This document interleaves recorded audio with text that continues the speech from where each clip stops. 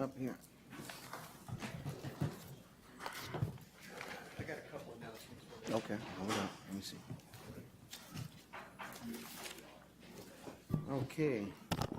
Okay. Well, thank everybody for turning out today. We should have a lively, but hopefully a relatively brief meeting, if we're fortunate today.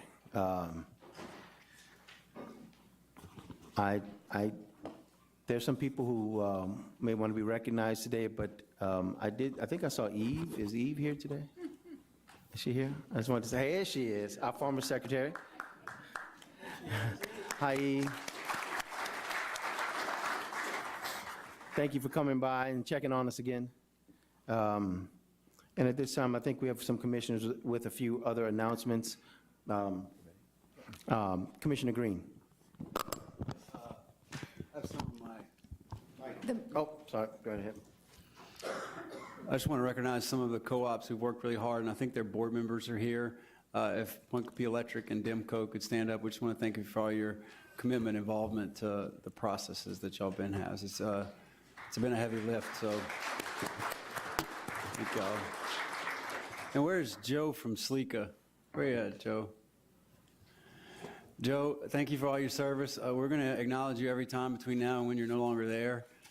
So you've done a tremendous job, and it's been a privilege to work with you. And so I'm hoping you don't run against me. Maybe you'll just help us out. So.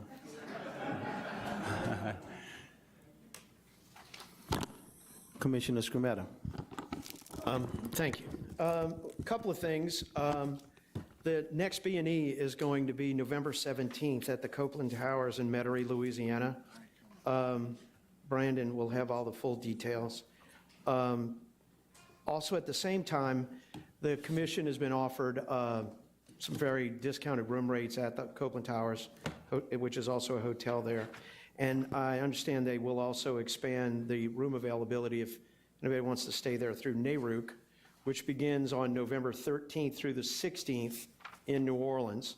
So if you want to talk to Brandon, or he can get you in touch with Angel about the availability of rooms at the hotel. And by the way, Eve's only here because she's always waiting for Brandon to fail to take over, but I know how it is. Thank you very much. Any other announcements? Commissioner Campbell.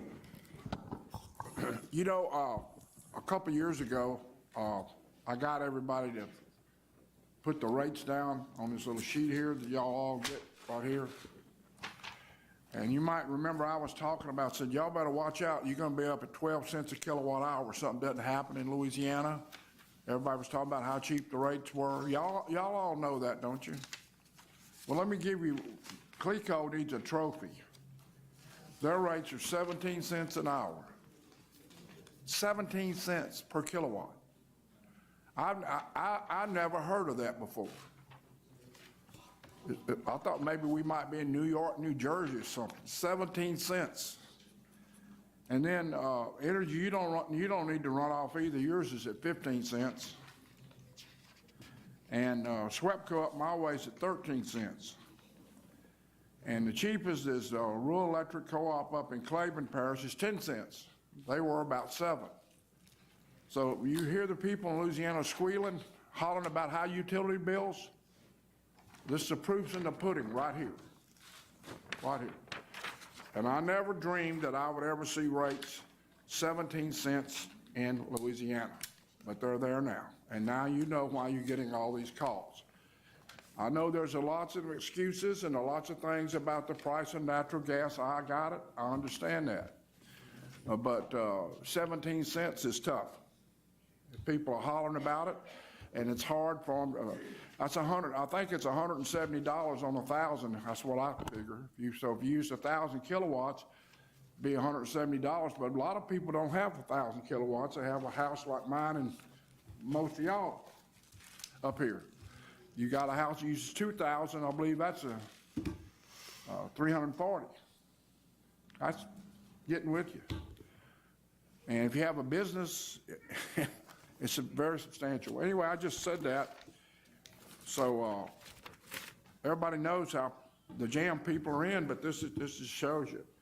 I don't know about the price of natural gas yesterday. Somebody, did it go down a good bit? Has it gone down? Does anybody can tell me what it was? 550 or something. It's like 550. 550. Well, that ought to help some because it's been up at 9. Yeah. What's the royalty on that? You know, so maybe. You got royalty? Somebody got gas royalty? I don't know what Oh, I got a bunch of them. But I'm on the other side. If it goes down, that's good with me. But anyway, if natural gas is at $5, what is it? So I just pulled this up over the, it's this morning at 6:45. Yeah, well, it's been 9, it's been 9 and 10. The 52-week high was 968, the 52-week low was 356. That would have been at the beginning of the So year. everybody won't be able to just use that excuse about the high price of natural gas. If it goes down, it ought to help people. It ought to help people. But anyway, I just want y'all to, we all realize what people are hollering about, and that's it. That's it. And we got to do something about it. You got a good excuse? Come up here and defend yourself, Mark. Is this we on the docket? Thank you, Foster. Mark Klehammer on behalf of Entergy Louisiana. You are absolutely correct on the rates. You're absolutely correct on where natural gas prices are today. Knowing we are in October, rates are based upon August. And just for reference, August 20, natural gas prices were $2.30. August 21, they were $4.07. August of 22, they were $8.81. So you're right, it was nearly $9 for the month of August, which leads to the rates that we have today. Yeah, I understand the gas price is pretty good. But they're 6 now. So 3 months from now, or 2 months. 2 months, y'all ought to be down. Correct, and I think that's consistent with the EIA short-term outlook that 2023 will be a better year than 2022. That's where they've been saying each month they come out 10th, 15th day of the month, and they've been talking about more production and a decline in gas rates. Okay. Thank you. That's all I have to say. And who are you? Who are you? Mark Klehammer on behalf of Entergy Louisiana. Thank you very much. Trying to clarify some information. Thank you very much. Okay. Okay. Commissioner Francis, did you have anything you wanted to add? And staff does have a few announcements, Chairman, whenever the time is appropriate. Okay. Lauren's got a few, and then I've got a few. Give me 1 second, then let me say something. I wanted to say something, and before we get into the meeting too much, because it's been a couple of weeks now, and I noticed we have some people in here, I think from Florida even, but it's been a couple of weeks since Hurricane Ian, I hope I'm pronouncing it correctly, Hurricane Ian ripped through Florida and did lots of damage there. A lot of people lost their homes, livelihoods, even their lives. These natural disasters can be horrific and cause great havoc. We can build things, but Mother Nature is always strong enough to rip apart anything man can put together. But there are some things about this storm that remind me and should remind all of us about Louisiana. In the last few years, and first of all, let me say I'm really, really incredibly grateful that so far we've been spared this year of any major storms or natural disasters. It's probably the first time in 40 or 50 years we've had such a clear, clean hurricane season.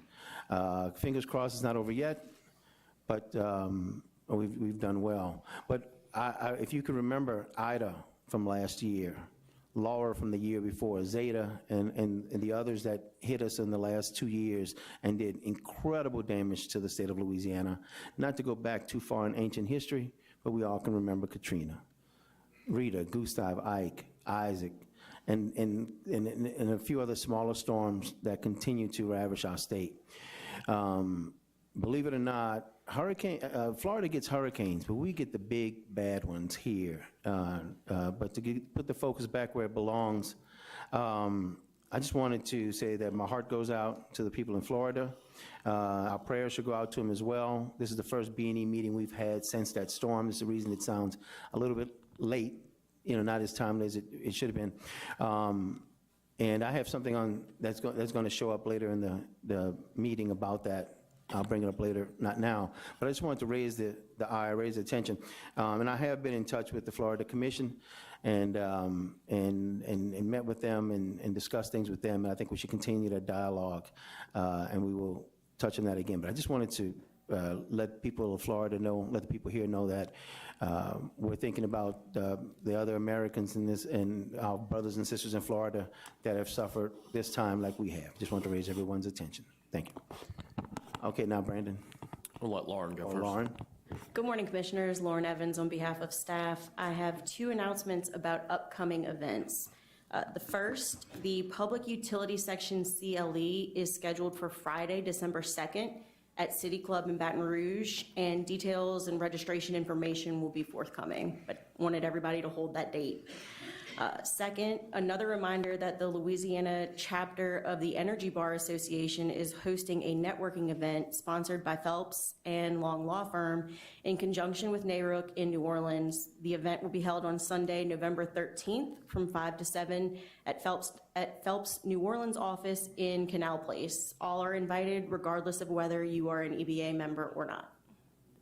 Mr. Chairman? Commissioner Just to Scametta. interrupt for a second. We just had somebody walk in the room. Former Commissioner Jay Blossman's in the back. Just want to give him a welcome. Hey, Jay. All right.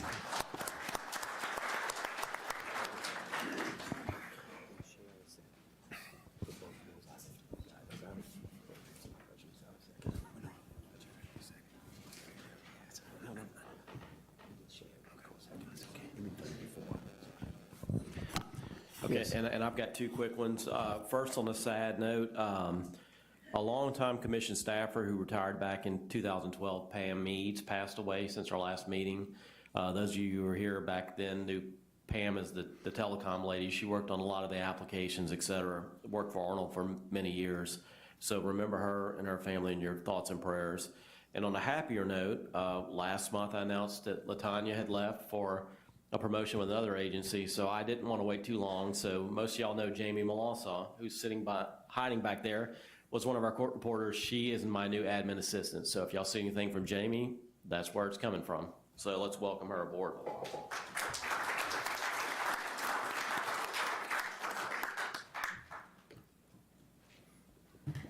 Okay, let's take up the agenda.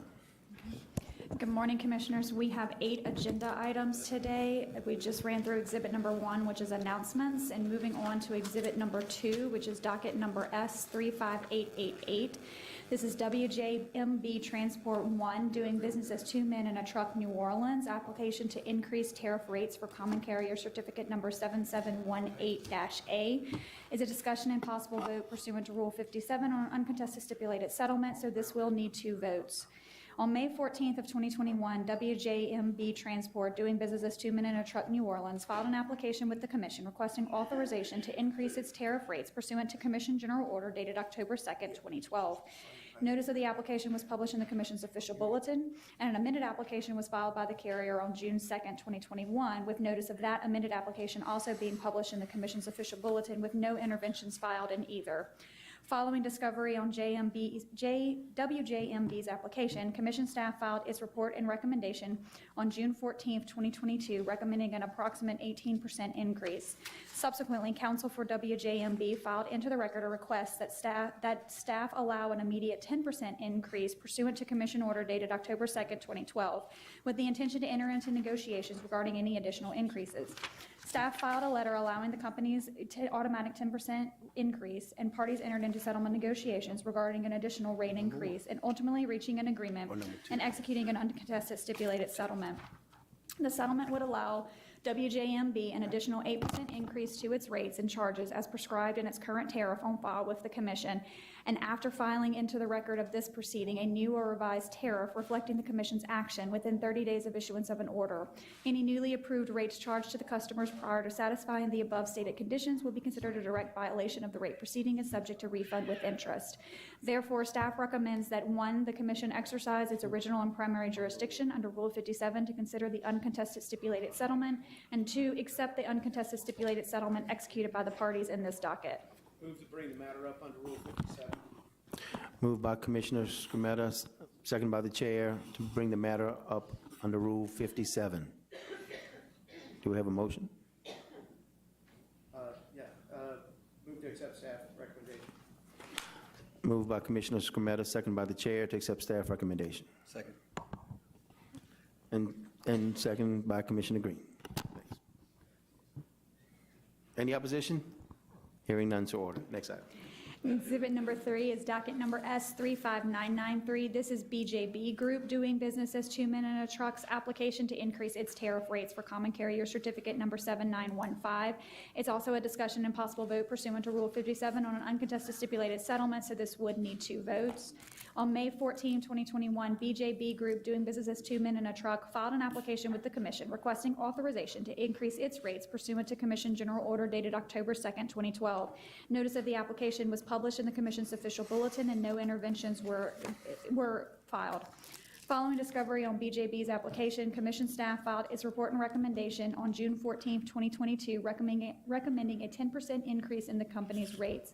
Subsequently, counsel for BJB filed into the record a request that staff allow an immediate 10% rate increase pursuant to the Commission's General Order dated October 2nd, 2012, with the intention to enter into negotiations regarding any additional increase.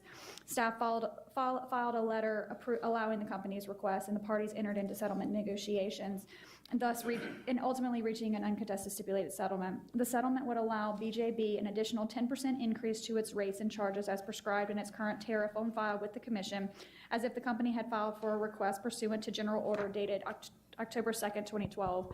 Further, BJB shall file into the record of this proceeding a new or revised tariff reflecting the Commission's action within 30 days issuance of the order, and any newly approved rates charged to customers prior to satisfying the above conditions shall be considered a direct violation of the rate proceeding and subject to refund with interest.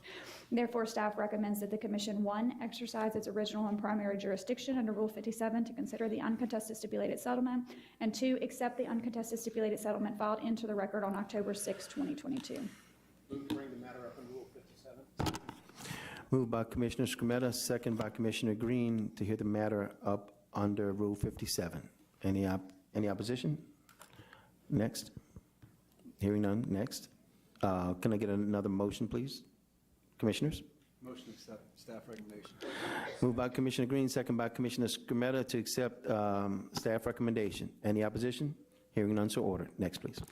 Exhibit number 4 is docket number S36484. This is Cable One VoIP doing business as Sparklight's request to partially relinquish its eligible telecommunications carrier designation approved by the Commission in order number S35938. It's a discussion and possible vote on a staff report and recommendation. On June 22nd of 2012, Cable One VoIP doing business as Sparklight filed a request to the Commission to relinquish portions of the company's ETC designation. Specifically, Sparklight seeks to relinquish its ETC designation for all of its census blocks except for census block 2208397050, which is located in Richland Parish. Notice of the company's request was published in the Commission's official bulletin with no interventions received. Sparklight is a Delaware LLC with its principal place of business located in Phoenix. The company is wholly owned subsidiary of Cable One, Inc. and is publicly traded. Sparklight was granted ETC designation on May 25th of 2021.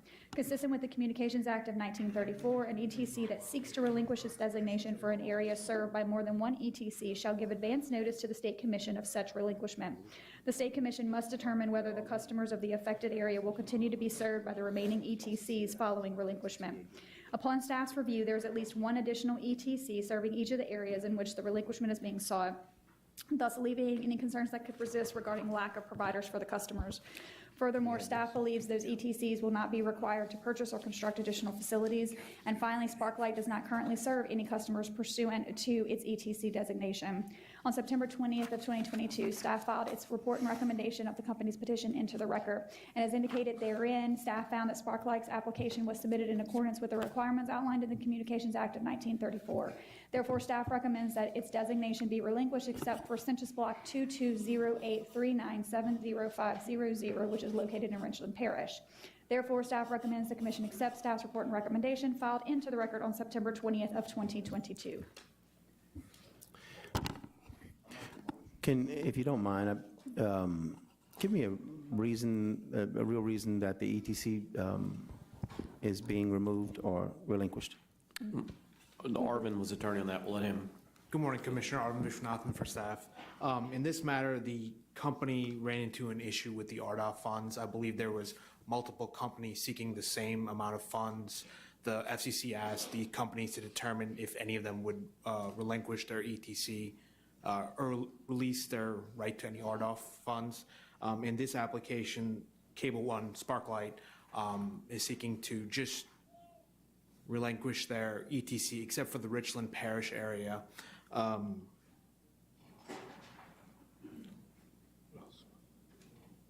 And that's why, Commissioner, that they decided to relinquish their ETC application. Okay. In this matter. Just to be able to apply properly for the funding necessary for the region. Correct, Commissioner. Sparklight had not started servicing customers pursuant to its ETC designation, so at this point, no one is impacted by their relinquishment. Thank you very much. Appreciate the explanation. Do we have a motion, Commissioners?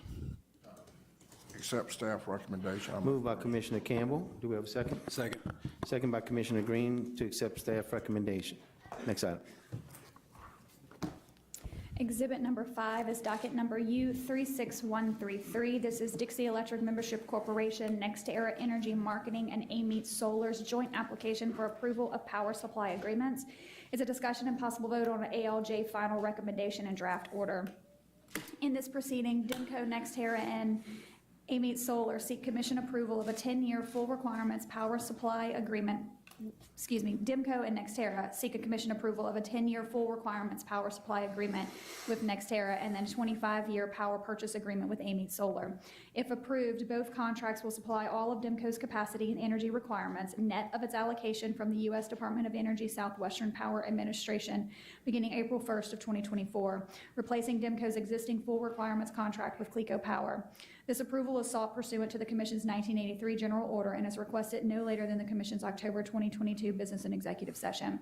This matter was heard jointly with a similar request in docket number U36135, wherein Jefferson Davis Electric Cooperative is seeking the Commission's approval of similar contracts to supply all of its needs. The joint hearing was held on June 7th through June 9th of 2022, and joint applicants in both proceedings, Entergy Louisiana, Cleco Power, Cleco Cajun, and Commission staff participated. After submission of briefs, the proposed recommendation and draft order was issued on September 13th of 2022. Entergy and Cleco filed exceptions to the proposed recommendation, and the joint applicants and staff filed replies to the aforementioned exceptions. Thereafter, a final recommendation and draft order was issued on October 6 of 2022. Commission staff supports the certification subject to certain conditions which have been accepted by the joint applicants. Entergy and Cleco Power oppose the certification on the basis that the NextEra PSA does not identify physical generation and as such is a threat to resource adequacy in MISO. Based upon the evidence and testimony presented at hearing, the administrative law judge recommends that the commission adopt the final recommendation of the ALJ and draft order issued October 6 of 2022 with the ordering language summarized as follows. The NextEra PSA and AMET Solar PPA serve the public convenience and necessity and should therefore be certified as prudent in accordance with the Commission's 1983 General Order. The joint applicants accept all risk of changes in Commission rules, specifically including a potential requirement for owned and/or contracted for generation being procured to meet future capacity needs. The joint applicants acknowledge and agree that any changes made to the NextEra PSA and the DIMCO AMET Solar PPA based on changing regulations are subject to Commission review and approval. The joint applications retain the obligation to prudently manage both the PSA and the PPA. Joint applicants will annually report to the Commission information related to all decisions made to price and/or procure capacity to meet DIMCO's future load needs, and all prudently incurred costs associated with the NextEra PSA and the AMET Solar PPA are deemed eligible for rate recovery by DIMCO, subject to Commission review and further determination at a later date in a separately docketed proceeding, with the expiration of and removal from rates of the costs associated with the current Cleco Power PSA. I can make a motion to accept staff recommendation. I'm sorry, your mic wasn't on. Would you like your mic turned on? Yes. Okay. Are you finished, Catherine? I am. Okay, I'd like to make a motion to accept staff recommendation with the addended language. Okay. So Commissioner Green's motion is, I move that we adopt the final recommendation of the administrative law judge with one additional condition. In order to ensure that the joint applicants make a filing with the Commission for our consideration after the conclusion of docket number R36263, the minimum capacity obligation docket, I move that the Commission adopt this additional clarifying condition. At the conclusion of docket number R36263, the joint applicants will make a filing with the Commission in this docket so that the Commission may consider the impacts of its decisions in docket number R36263 on its decision in this docket on the PSA and the PPA, whether or not any changes to the language of both are required, including but not limited to changes to the PSA and the PPA, changes affecting the prices to be paid by ratepayers, changes affecting the price mechanisms for the sale of capacity and/or energy and/or deliverability or reporting requirements, so the Commission may take any action it deems appropriate. It's, okay, moved by Commissioner Green, second by, I'm gonna, if you don't mind sharing it, both myself and Commissioner Francis. And I have a question, Mr. Yes, sir. Chairman, Yes, sir. before the vote takes place. I'm sorry. Wait, go right ahead, sir. Mr. Clement. I got a couple of questions. One, I wanted to hear from Entergy on this issue, and then I've got a couple other questions. Let's bring them up first. Sure, that's what I meant. Yeah.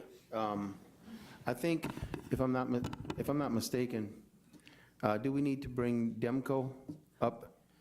I'm sorry? It's up to you in the sense of the procedure to bring them up. Entergy did file requests for oral argument to speak today at the B&E, so they do have the opportunity to come up. So if you want to hear from them first and then allow DEMCO to respond. No, well, if Entergy's ready to come up now, then come on up, that's fine. I don't want to take things out of order. We will get to everyone.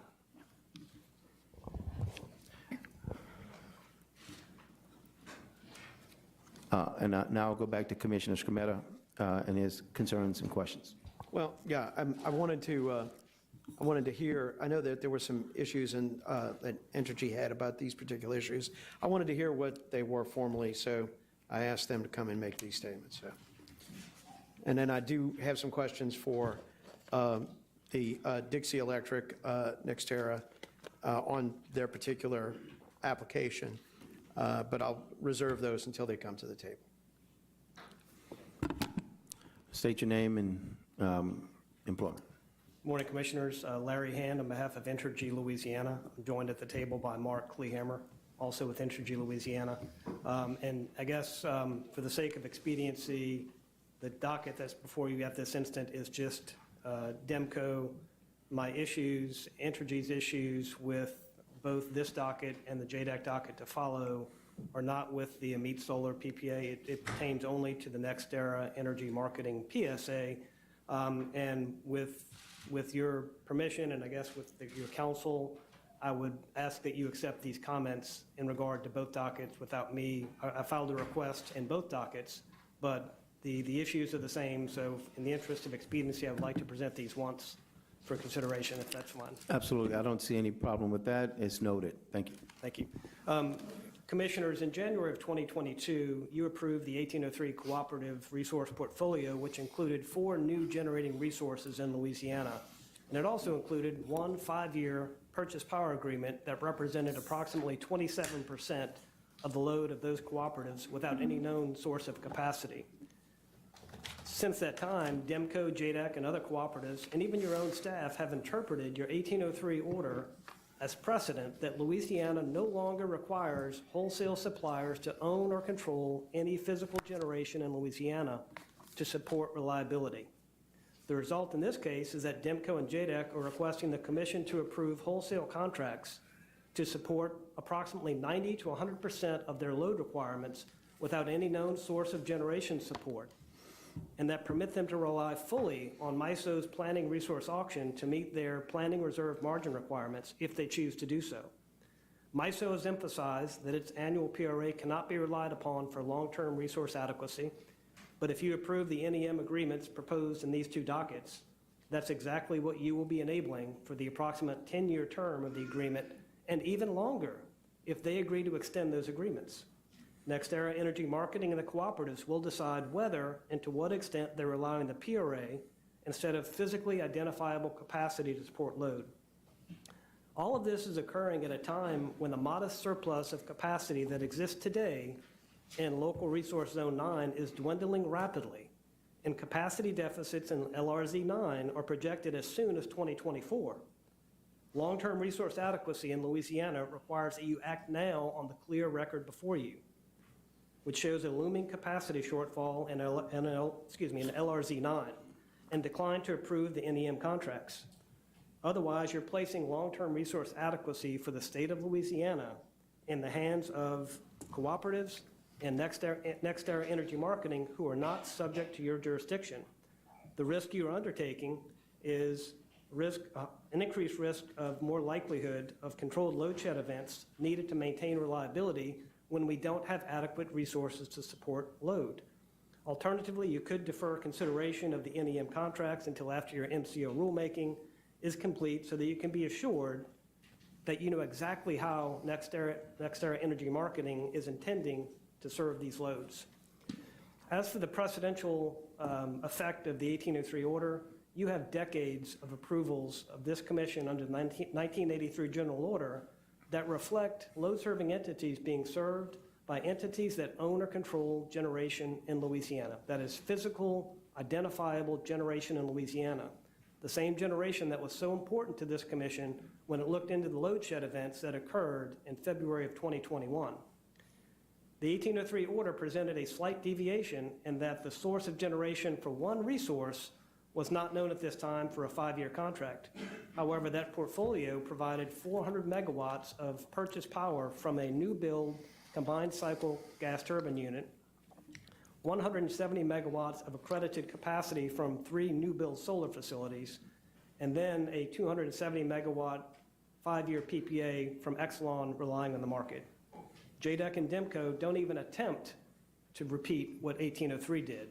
Instead, they seek to rely 90 to 100% to serve their load on market contracts with no known source of generation. The portfolios proposed by these co-ops add 0 new dispatchable capacity in Louisiana.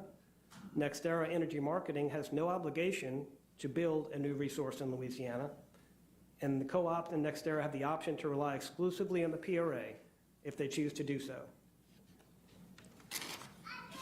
One thing the ALJ's recommendation does acknowledge is that, and I quote, resource adequacy outlook is of utmost importance when determining the need to add physical resources.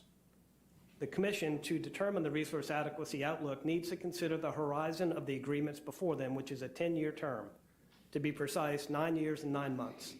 These agreements will start, respectively, in 2024 and 2025, and they will end, respectively, in 2033 and 2034. So that's the horizon we need to be thinking about here. There's no evidence in the record that anyone can point you to that supports a claim that there will be a surplus of capacity in Zone 9 through 2033 and 34. The ALJ cites two pieces of evidence, two pieces of testimony.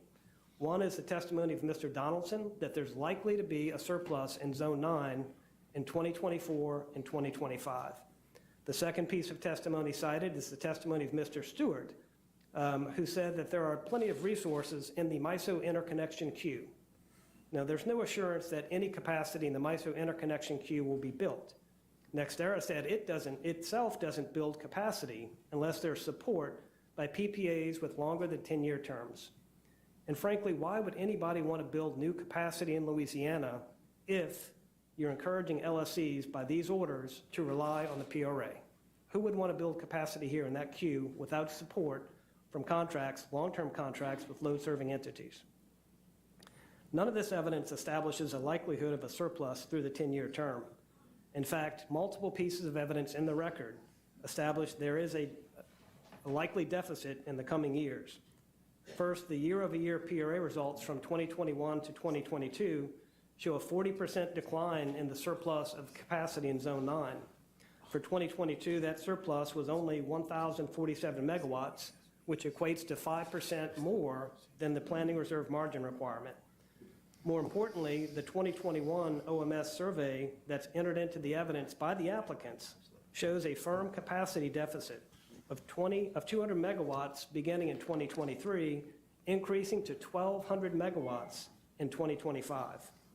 We all know that Louisiana has over 2,000 megawatts of coal generation that's still operating in Louisiana. This coal generation is at risk of deactivation in the near term due to environmental challenges and economics. The EPA's cross-state air pollution rule also threatens the viability of multiple coal and gas units in Louisiana. The LPSC itself, your commission, filed comments at the EPA acknowledging that 14,800 megawatts of Louisiana generation is subject to the draft EPA rule, which, if adopted, will result in premature retirement of those units, or many of them, as early as 2026. The ALJ acknowledges that there is a risk of load shed. That should concern all of you. But the ALJ claims that if the capacity market works as intended and ensures sufficient capacity, the result won't be a load shed, just higher prices. Well, that's a fundamental misstatement of the intent and function of MISO's PRA. It contradicts everything MISO has said about it and everything your staff, your MISO experts, have said about the intent and the functioning of the MISO PRA. MISO depends on state regulators like this commission to ensure an adequate supply of capacity is available to support load. Approving the draft order of the ALJ will send the wrong signal for resource adequacy in Louisiana. Much of the staff's position in this case and the ALJ's recommendation and your draft order hinges on one important fact, that NextEra Energy Marketing agrees to be bound by any rules this commission adopts that affect that agreement. However, in this case, the record is clear that NextEra Energy Marketing has not unequivocally accepted staff's condition to comply with all regulations of this commission. The NextEra witness at the hearing would only commit to try to comply, and he assumed that any future rules of the commission would be reasonable in NextEra's opinion. NextEra said that it would be unreasonable to expect a generator to provide performance information to NextEra to be provided to this commission, such as that which was required by the Commission's general order dated May 31st, 2022. But for a temporary waiver of those generator performance information requirements that this commission issued after the hearing, NextEra would have already breached its commitment to honor any obligations, any rules that this commission has. Because NextEra is not subject to jurisdiction, if they choose not to comply with any rules you pass in the future, whether it's the MCO rule or anything else, your only recourse is against JDEC and DEMCO. You have no recourse against an unregulated entity. You can certainly revoke your public interest finding, but where does that leave the co-ops? And it allows NextEra to walk away scot-free with no obligations for liability in the state. The real urgency facing this commission is not to approve these PSAs today. The real urgency facing this commission is to get its MCO rule in front of the commission, get it approved, and send the right signal. The ambiguity and uncertainty created by the 1803 decision is wreaking havoc on resource adequacy in Louisiana, and our fear is that you will see the effects of that, not today, but in the very near future after you approve the NextEra contract. The Commission needs to resolve as soon as possible this rulemaking so that all utilities can plan and procure the right amount and the right type of capacity that is needed to serve load reliably in Louisiana. 3 additional cooperatives have already filed similar proposals from NextEra that allow full reliance on the market if they choose. So the small crack that you left in the door with the 1803 order in January of 2022, not only have they opened the door wide, they've taken the door off the hinges and they're running through it. Other Louisiana utilities outside of your jurisdiction will be watching what you do today and in the MCO rulemaking, because if this commission decides that its utilities do not need physical generation to support load, why would other unregulated utilities in the state, LUS, Alexandria, many munis, other organizations you don't regulate, why would they go pay the price to add reliable physical generation in the state when you don't require it of your own regulated utilities? This laissez-faire approach to resource adequacy is a surefire path to inadequate resources and more frequent reliability events, such as what we saw in February of 2021. When this happens, MISO's only tool, all MISO can do to ensure reliability of the grid is controlled load sheds. That can't be what we want as a state. Those load sheds won't just affect DEMCO or JDEC, but all load-serving entities in the state. SPP has recently taken a more proactive approach on resource adequacy and recently required or changed its standard to require that all LSCs show that they can support 115% of their load with specifically identified generators. The LPSC's representative on SPP voted to approve those changes. Commissioners, in conclusion, the fundamental question before you today is whether these contracts serve the public interest. Not DEMCO's interest, not JDEC's interest, the public interest. To determine whether they are in the public interest, the applicants must prove and carry the burden of proof that the contracts will reliably serve the co-op load needs at the lowest reasonable cost without harming reliability in the state. That hasn't been shown.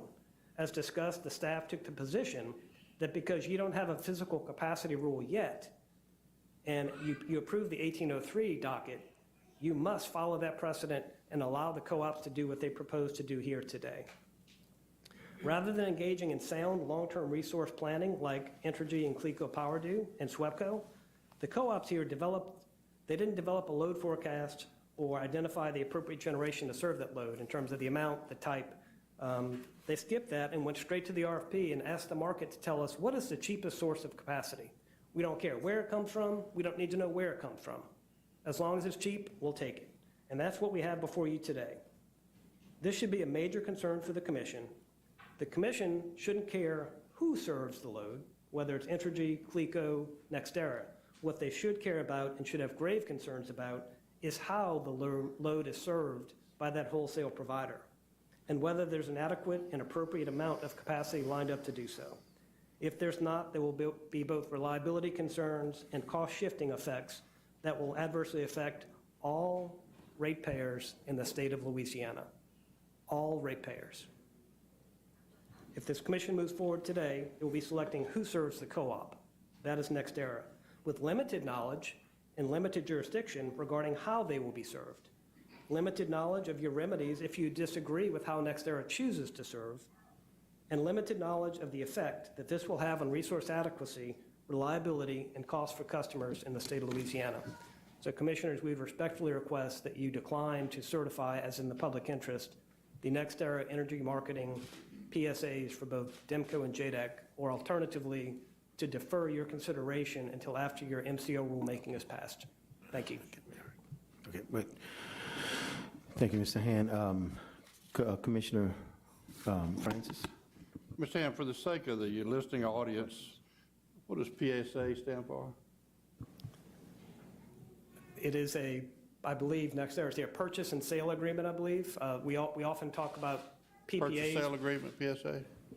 Sometimes we talk about Commissioner, PPAs. it is a power supply agreement. Power supply agreement. Okay, power supply, stuff, almost the same thing. What about PRA? That is You said PRA. That is MISO's term for the annual planning resource auction. Planning. Thank you. Okay. Yeah, we probably need an acronym glossary at the commission to keep up with all the new acronyms.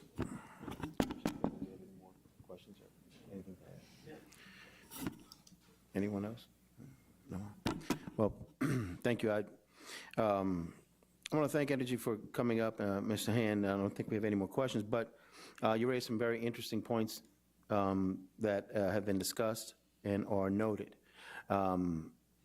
The selection process has happened according to the rules of the commission. And in addition to that, similar to the other 1803 previously, as you know, we have an MCO docket or a rulemaking docket to follow.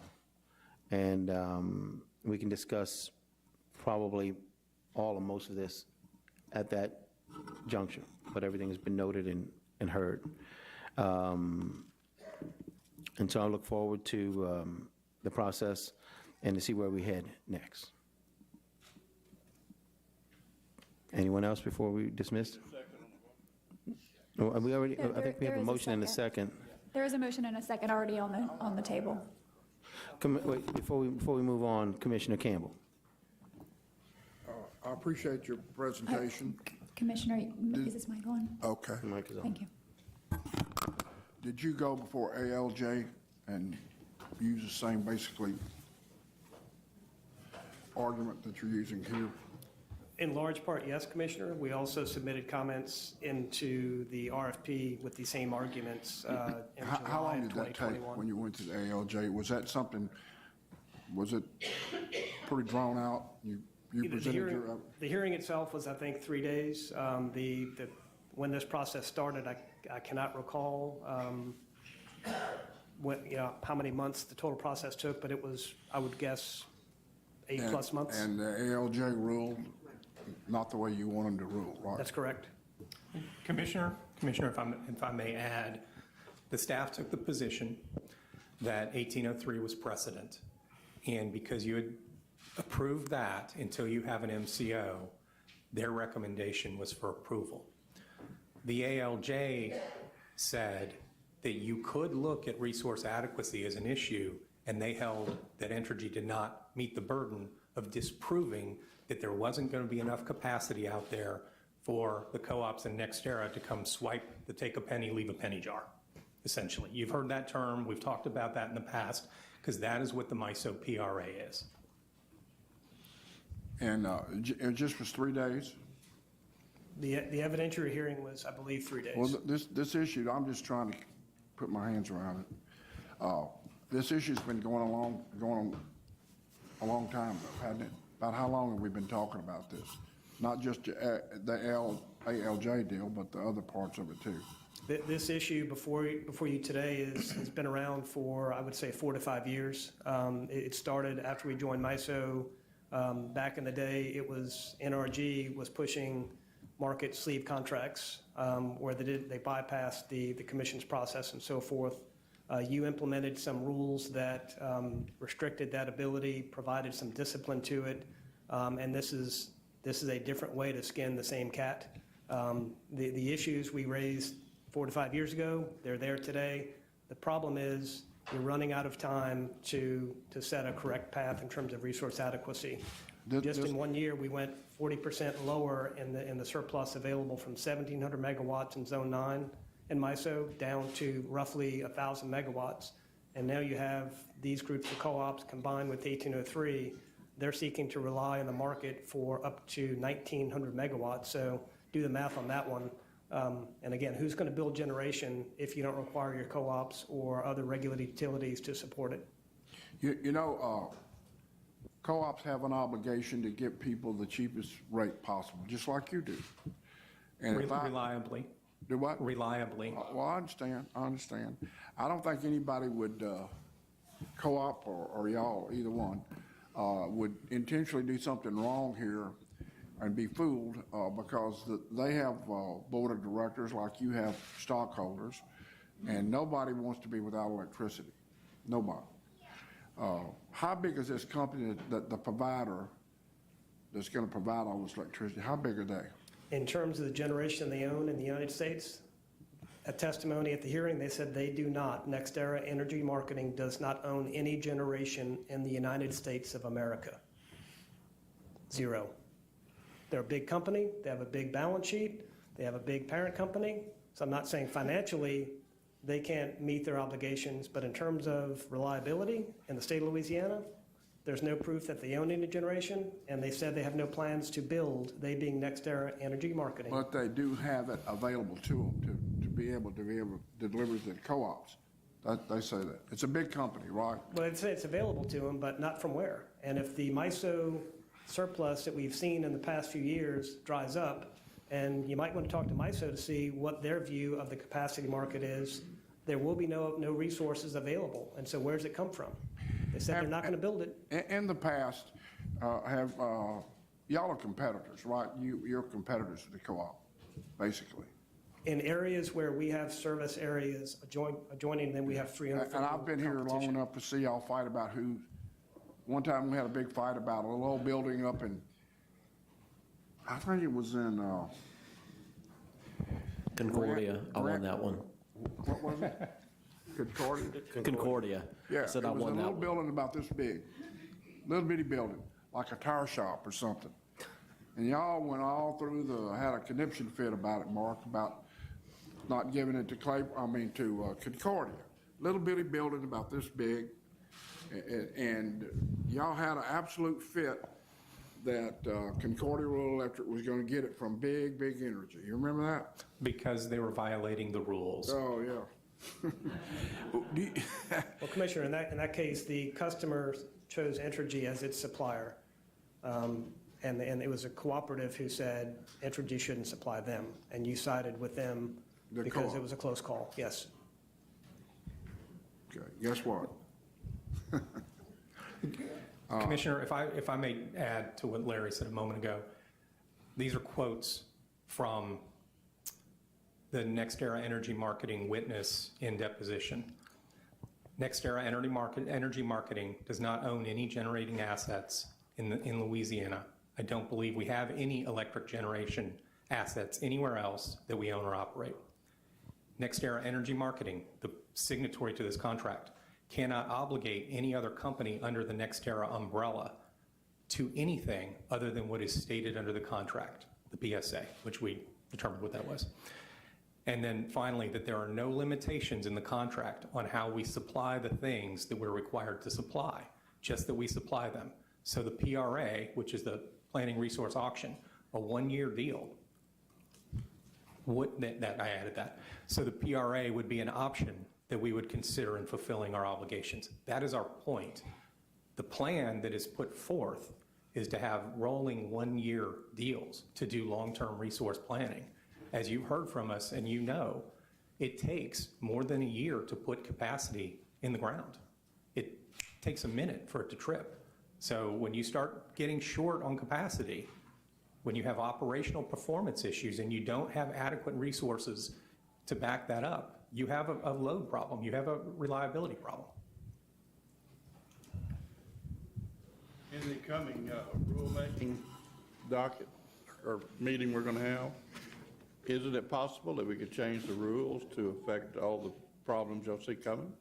It is possible, it is hopeful, but it begs the question, if the commission is not willing to hold the co-op accountable to a resource adequacy standard today, what hope would there be that you will do it when the MCO rule Why comes would out? we not let the co-ops follow those rules when we do it for everyone else? The rule, the 1983 General Order, which is what controls the decision here today, is what they call the public interest standard. That has always been the rule, that has always been the standard this commission's followed, at least since 1983, in terms of capacity addition. So it's not fair to say there is no rule. You've always applied it. You've always looked to, even with Cleco Cajun serving these loads, Cleco Power serving Demco, you've known the source, you've known that the supplier had physical generation available and determined those contracts serve the public interest. So I don't think it's fair to say you don't have a rule, because if the commission's position is you can do whatever you want, if we don't have a rule that says you can't, that's unmanageable. This is 1983 rule? Yes, sir. We're going to be getting into rulemaking. When's our next rulemaking date to change things? Would it be 21 or 22? I mean, 22 or 23, ma'am? Probably 23. For the MCO docket, Commissioner? yeah. I'm going to let Ms. Evans answer that since she is the staff attorney. I'm not sure what the date is. Lauren Evans on behalf of staff. So when we first started this docket, we were anticipating an end of the year report. However, as you know, staff's main witness is tied up in DC for a longer hearing than originally anticipated. We were still able to get our second set of discovery out last week, and I believe the responses for that are due in mid-November. So we're still moving the docket along, even in Mr. Sissong's absence. So, I mean, is the end of the year feasible? I'm not sure, No. but we're keeping it moving. Well, I would agree with that. These folks here on the, it's time Commissioner. sensitive. Can you use your mic, Oh, please? Thank okay. you. Am I on? You Okay. are? Thank you. I would agree with the energy of this. It's time sensitive. We need to get on these rules and decide what we're going to do to address y'all's suggestions. So let's, Lauren, we need to have a good timeline on this so we can get it done and get it over with. Commissioner Scrumetta. Just one quick question, you guys.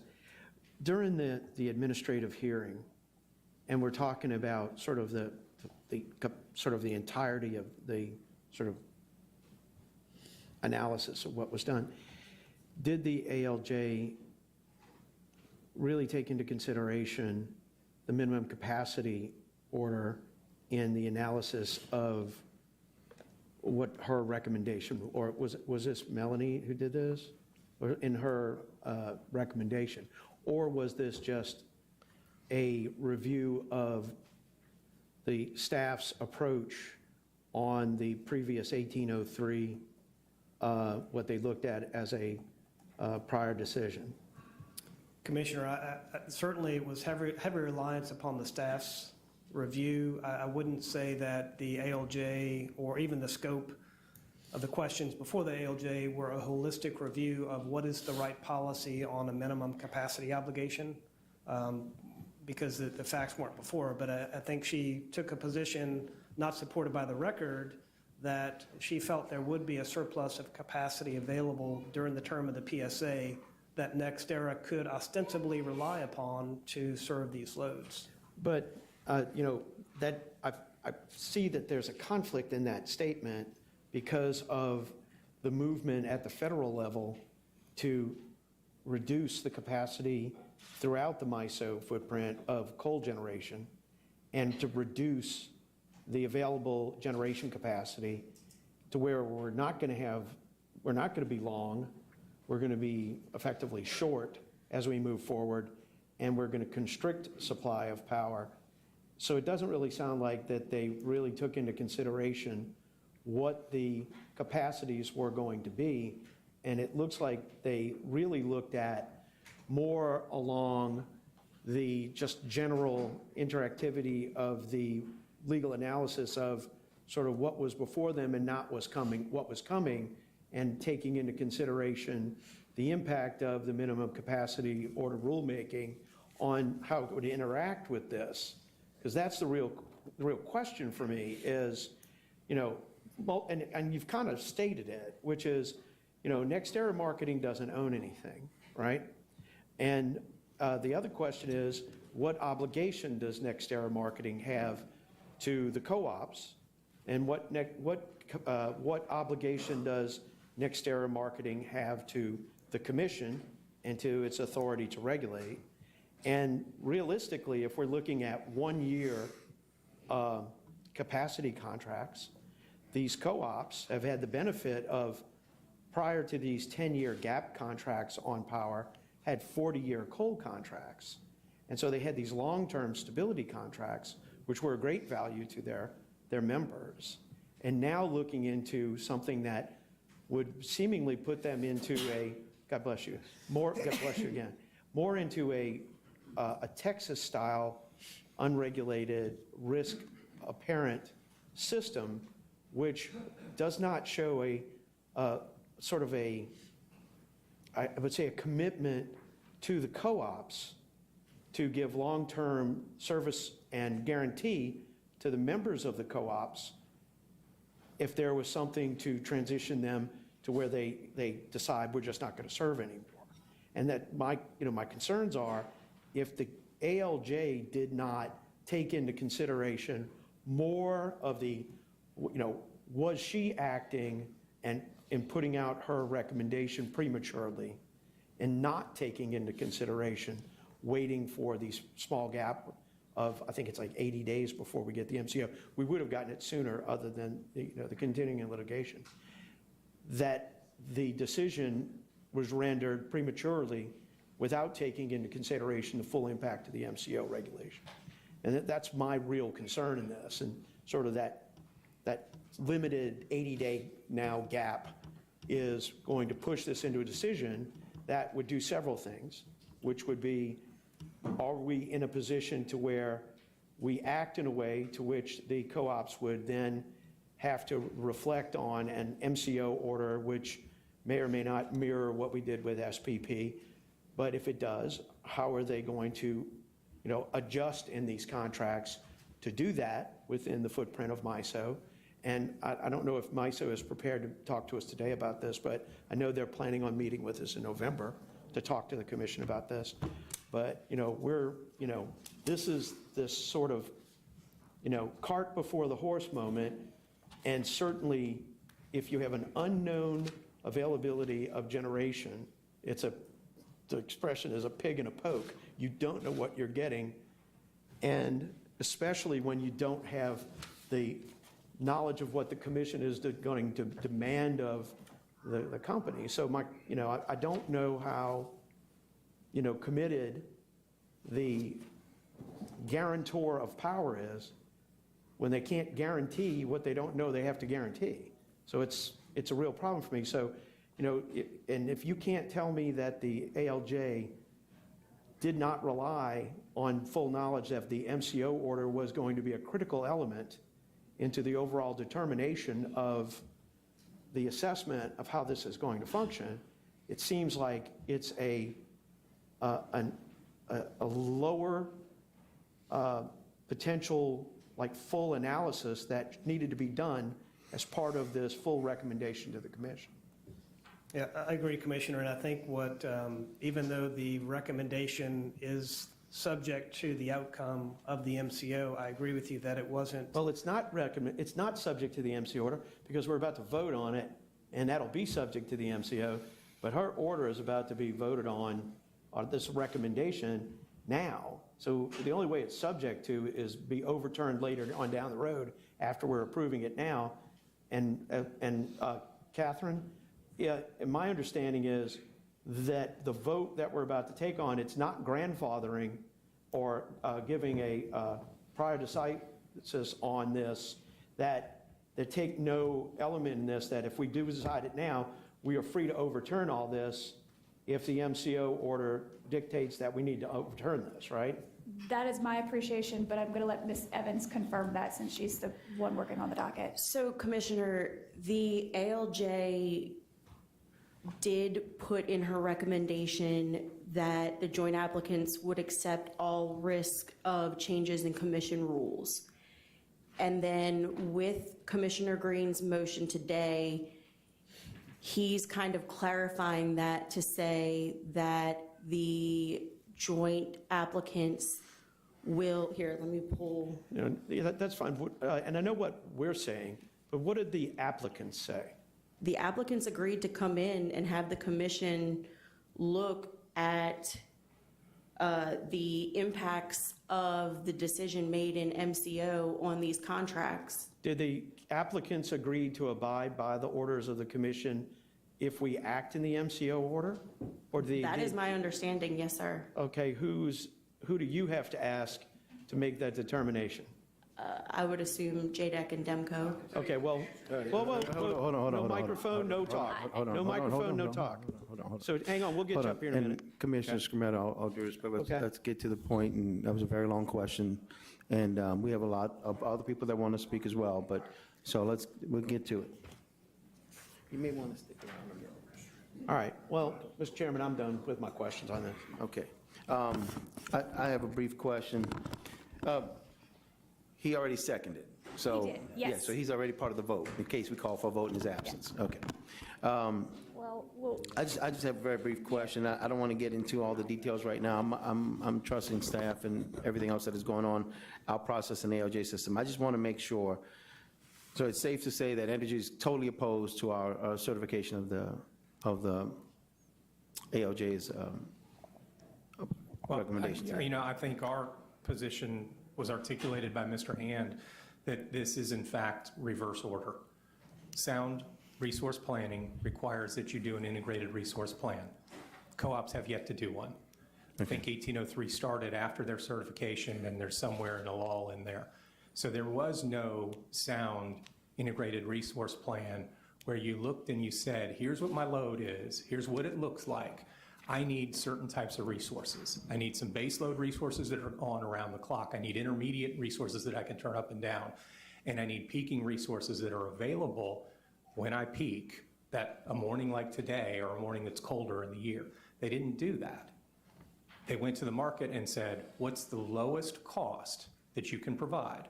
And I believe that their criteria were heavily focused on cost and basically threw reliability in as an extra, but Mr. Hand can articulate that. Commissioner, I would add that I agree with everything that's said there. There was a 50% weighting in the RFP for cost considerations. There was a 10% weighting to a category called product, and that's where they talked about reliability. I'm sure when they have a chance to speak, they will say reliability to the co-op means assurance that the counterparty will deliver the prices in the contract. Okay. And that's what reliability means to them. And so our opposition to this is nothing about NextEra as a wholesale supplier. It's about the process. It's about the lack of identifying physical resources that are needed to ensure that load in Louisiana will be reliably served. And why does that matter to Entergy? Why does it matter to my customers? It matters because when load is shed, when MISO makes the call that, hey, we don't have enough generation to support load, you need to shed load, generally speaking, that load is curtailed based on the size of the respective LSCs. So that means if Louisiana is 20,000 megawatts and Entergy is 10,000 megawatts of that, if their poor planning causes a curtailment, we bear half of it. Your constituents, my customers, bear half of the consequences of reliability of this poor planning, and that's why we're opposed to it. Okay. Well, thank you. Sake of being redundant, and we keep repeating ourselves on this, and I think this case has already been heard. I think the commission has given ample time to your position. I understand the resource questions, some of the jurisdictional issues, capacity deficits, all noted. We will have a rulemaking to come soon. And I'm sure all of these issues will be addressed and heard, and we are all here to understand that the price was most important, and maybe reliability didn't get as much of a weight in the hearing, but it's important to know that the commission is considering moving forward with other protections to come. It is not that the rulemaking will leave the people of Louisiana any less protected. It is our intention at this commission. But I thank you for your comments. Thank you for the opportunity to present oral argument. Thank you. Thank you. I think some Demco people stood up. I actually have some questions for the Demco NextEra, like Okay. people on the docket. Okay. That's Yeah, just a couple quick questions. You know how to sting them. You know how to jab. All right. And every jab, you gotta have. I'm just looking at the clock. Please introduce yourselves for the record, and then Randy, will you sign a yellow card? Tommy can just sign the clipboard.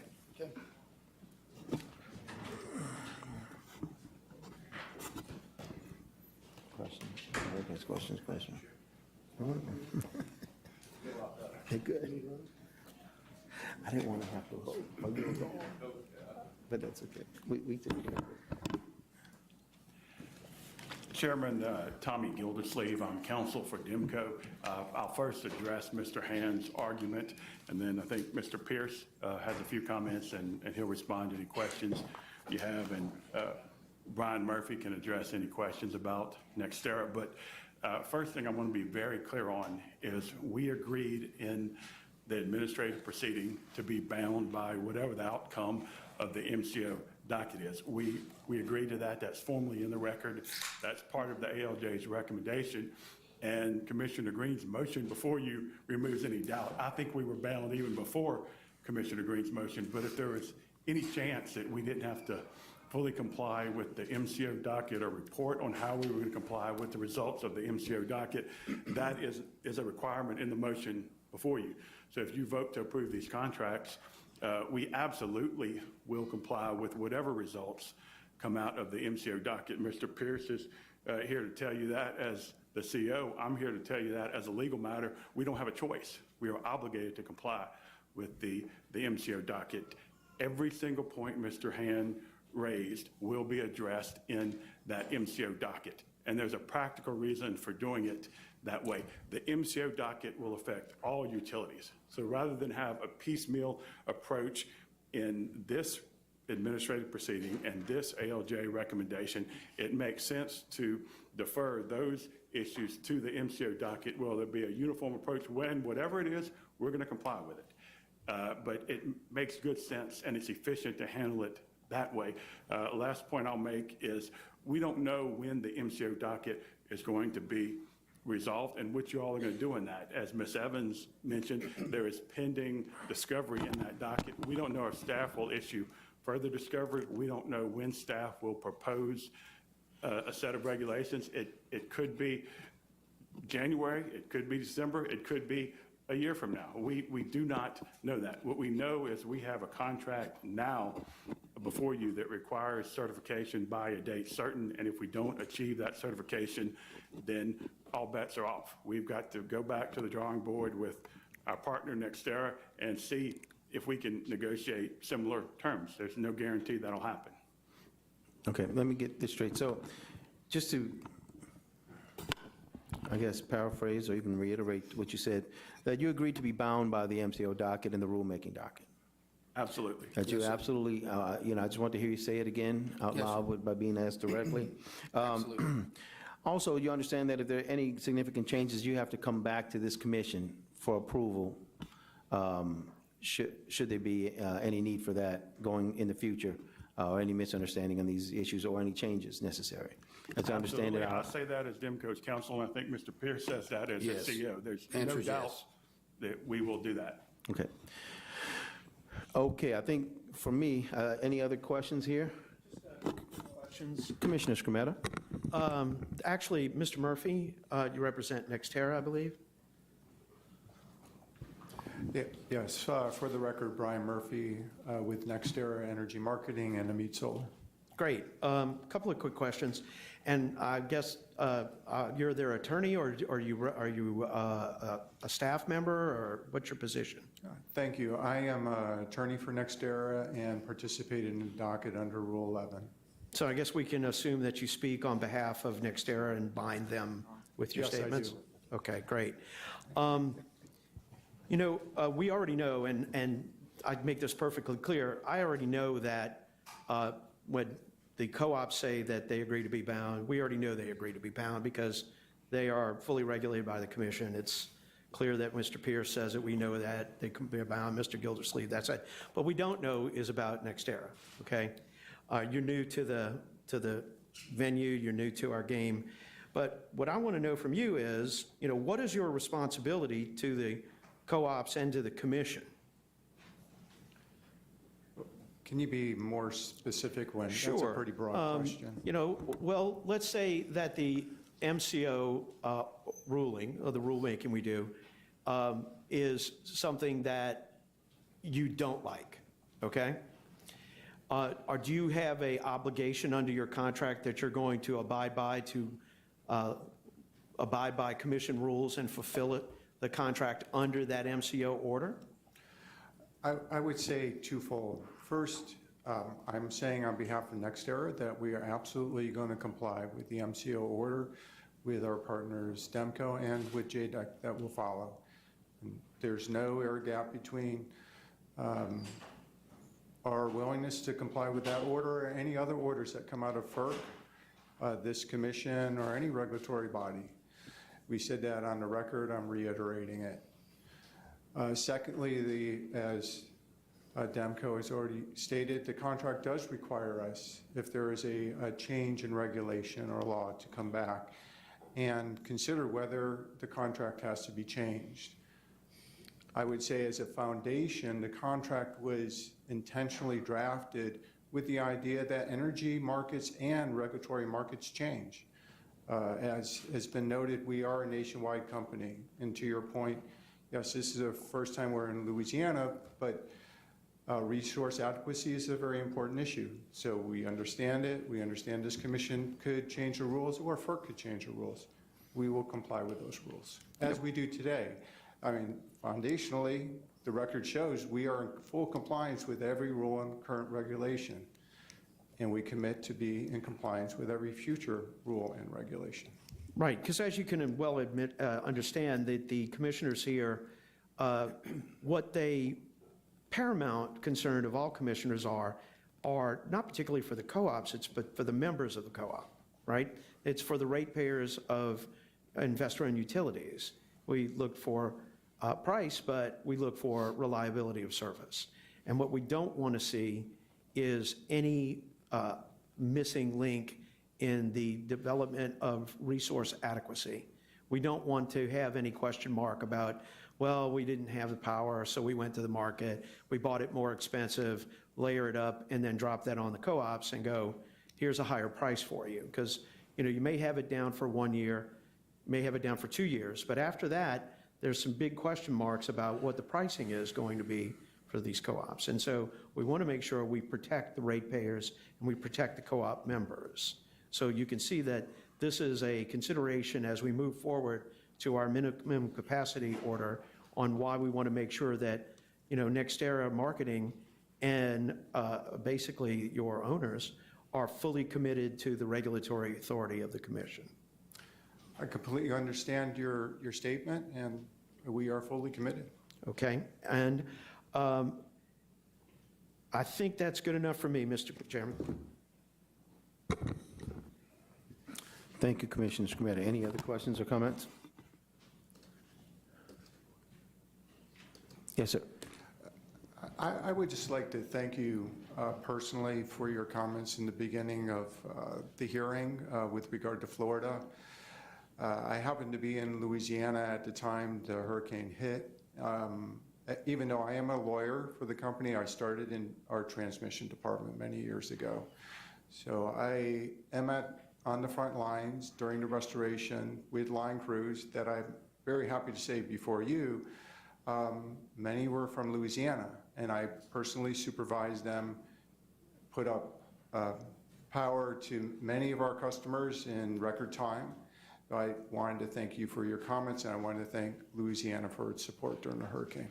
Oh, you're welcome for that. And when we have storms here, and we have them far too often, unfortunately, and they're much stronger than they have been, I usually, and sometimes with my fellow commissioners, like in Laura, Commissioner Francis and I went into Lake Charles on the ground to be part of or to assist and aid in the recovery and restoration as much as possible. So I understand how devastating it can be, and it's very important for me as a commissioner to actually go and touch and see and feel the damage, because there you have a real appreciation of what's happening to people. So, and likewise, whenever there's a storm or damage, I usually go out and physically survey personally, and often there are linesmen and repair people from other states, helping our local people repair and recover, workers from other places, electricians, bucket trucks, other resources that come into Louisiana every time we have damage and every time we need help. And for that reason, you know, I do the same, and I make the comments, and I appreciate that, because we couldn't do it without the help of others. And that is the reason I remembered, and when I saw Ian bearing down on Florida, it brought back all those feelings for me. And so I just wanted to express that and let Florida know we're here for them too, as much as we can be, and we can work together on some of these things, because we have all too much experience and expertise in repair and recovery, and as long as we can continue to communicate. But again, I'm getting a little bit ahead of myself. Thank you for bringing me back into it, but, and you're welcome for the comments, and let's continue to work together. One quick comment. Okay, one more, Commissioner Scametta. Yeah, this isn't relevant to you guys. I want you to know, for the purposes, because we're about to probably go to a vote, for the purposes of procedural elements, I wanted to state my general protection under the procedures of the commission to be able to readdress this issue and bring it up later, that I will be voting in the positive, but I am generally concerned about voting for this matter simply because of this premature element as I perceive it, and I think that contract dates can be extended. Taking preemptive action that is largely putting the cart before the horse until we get this MC order is bad policy. But as most commissioners will tell you, I can count. And at the same time, I do want to protect my ability to bring this matter up later and address this issue if there is a failure to comply with the MCO order or the way the commission will function downstream. So thank you very much. I do have a question to ask the Demco, if you don't mind. Let me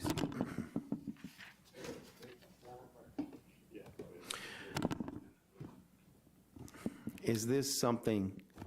Is this vote something that you want to happen today?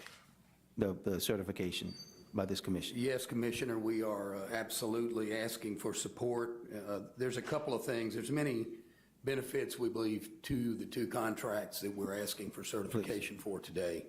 First and foremost, it would result in lower rates. Lower rates. Lower rates for our members. We know that by the calculations within the contract. So from the standpoint of the index that's used for energy, the pricing that's used for capacity, the energy services charges, all of those things, we looked at 95 different proposals from 13 major providers across the country, including all of the incumbent folks in the state who had their opportunity to be part of the process.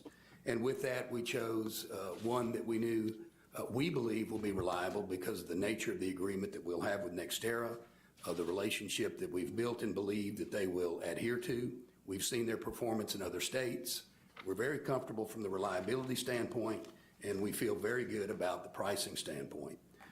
We will also, secondly, have the opportunity to be involved in making decisions along the way, which we don't have that opportunity today. This will lead to rates that are more stable, less fluctuating rates. We'll be locking in pieces and parts of bilateral agreements and contracts as we go and as we approach any given year.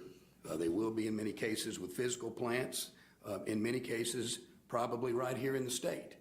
So again, we feel very good about it. We believe it is by far the best option that we looked at. It's the most dynamic option in terms of bringing benefits to our members and to the state of Louisiana and to the 7 parishes that we serve. So absolutely, we are asking for support, and we are absolutely, and I'd just like to go back on the record to say and emphasize that DEMCO and NextEra continue to agree to be bound by all future rules of the commission, including any rules that come from the MCO docket or any other rule the commission makes. We've agreed to return to the commission on this issue in any manner that the commission deems necessary. So with that, yes, we're asking for certification. Okay. And one last question from me. You heard the motion as read. Commissioner Green's motion, read by Ms. Bowman. And do you agree with the motion, which includes language that agrees that you'll be bound according to Absolutely. the amendments? We do agree, yes. Great. Well, I think that's relatively clear enough. Any other questions? Anyone else? All parties have been represented? Okay, I think we have well, thank you very much. You can stick around or you can go back to your seats. I think we have a motion and a couple of seconds. We do. We have a motion by Commissioner Green and a second by Commissioner Francis, with you co-seconding. Very good. Thank you very much. Any opposition? No, just to include my comments as part of the record with my affirmative vote. Yes, sir.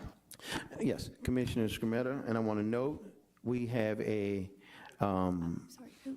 I'm sorry. Sure, come on, we still on the record here? Who do you like to Yeah. speak to?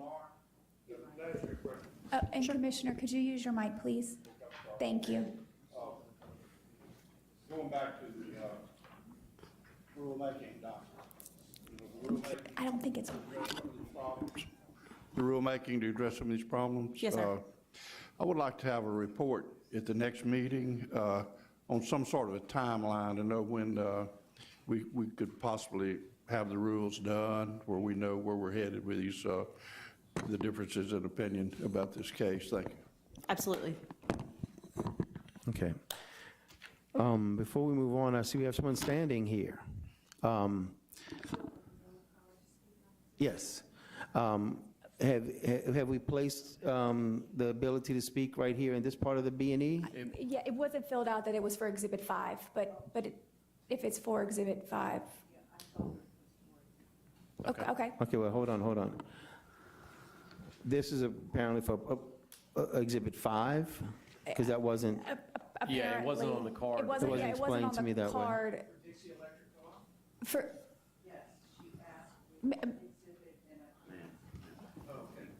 okay.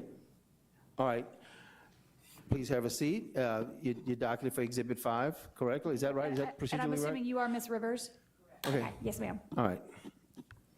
I mean, but please have a seat. Let me make sure we finish with the rest of the voting, and we've filled out all of our requirements. Do we?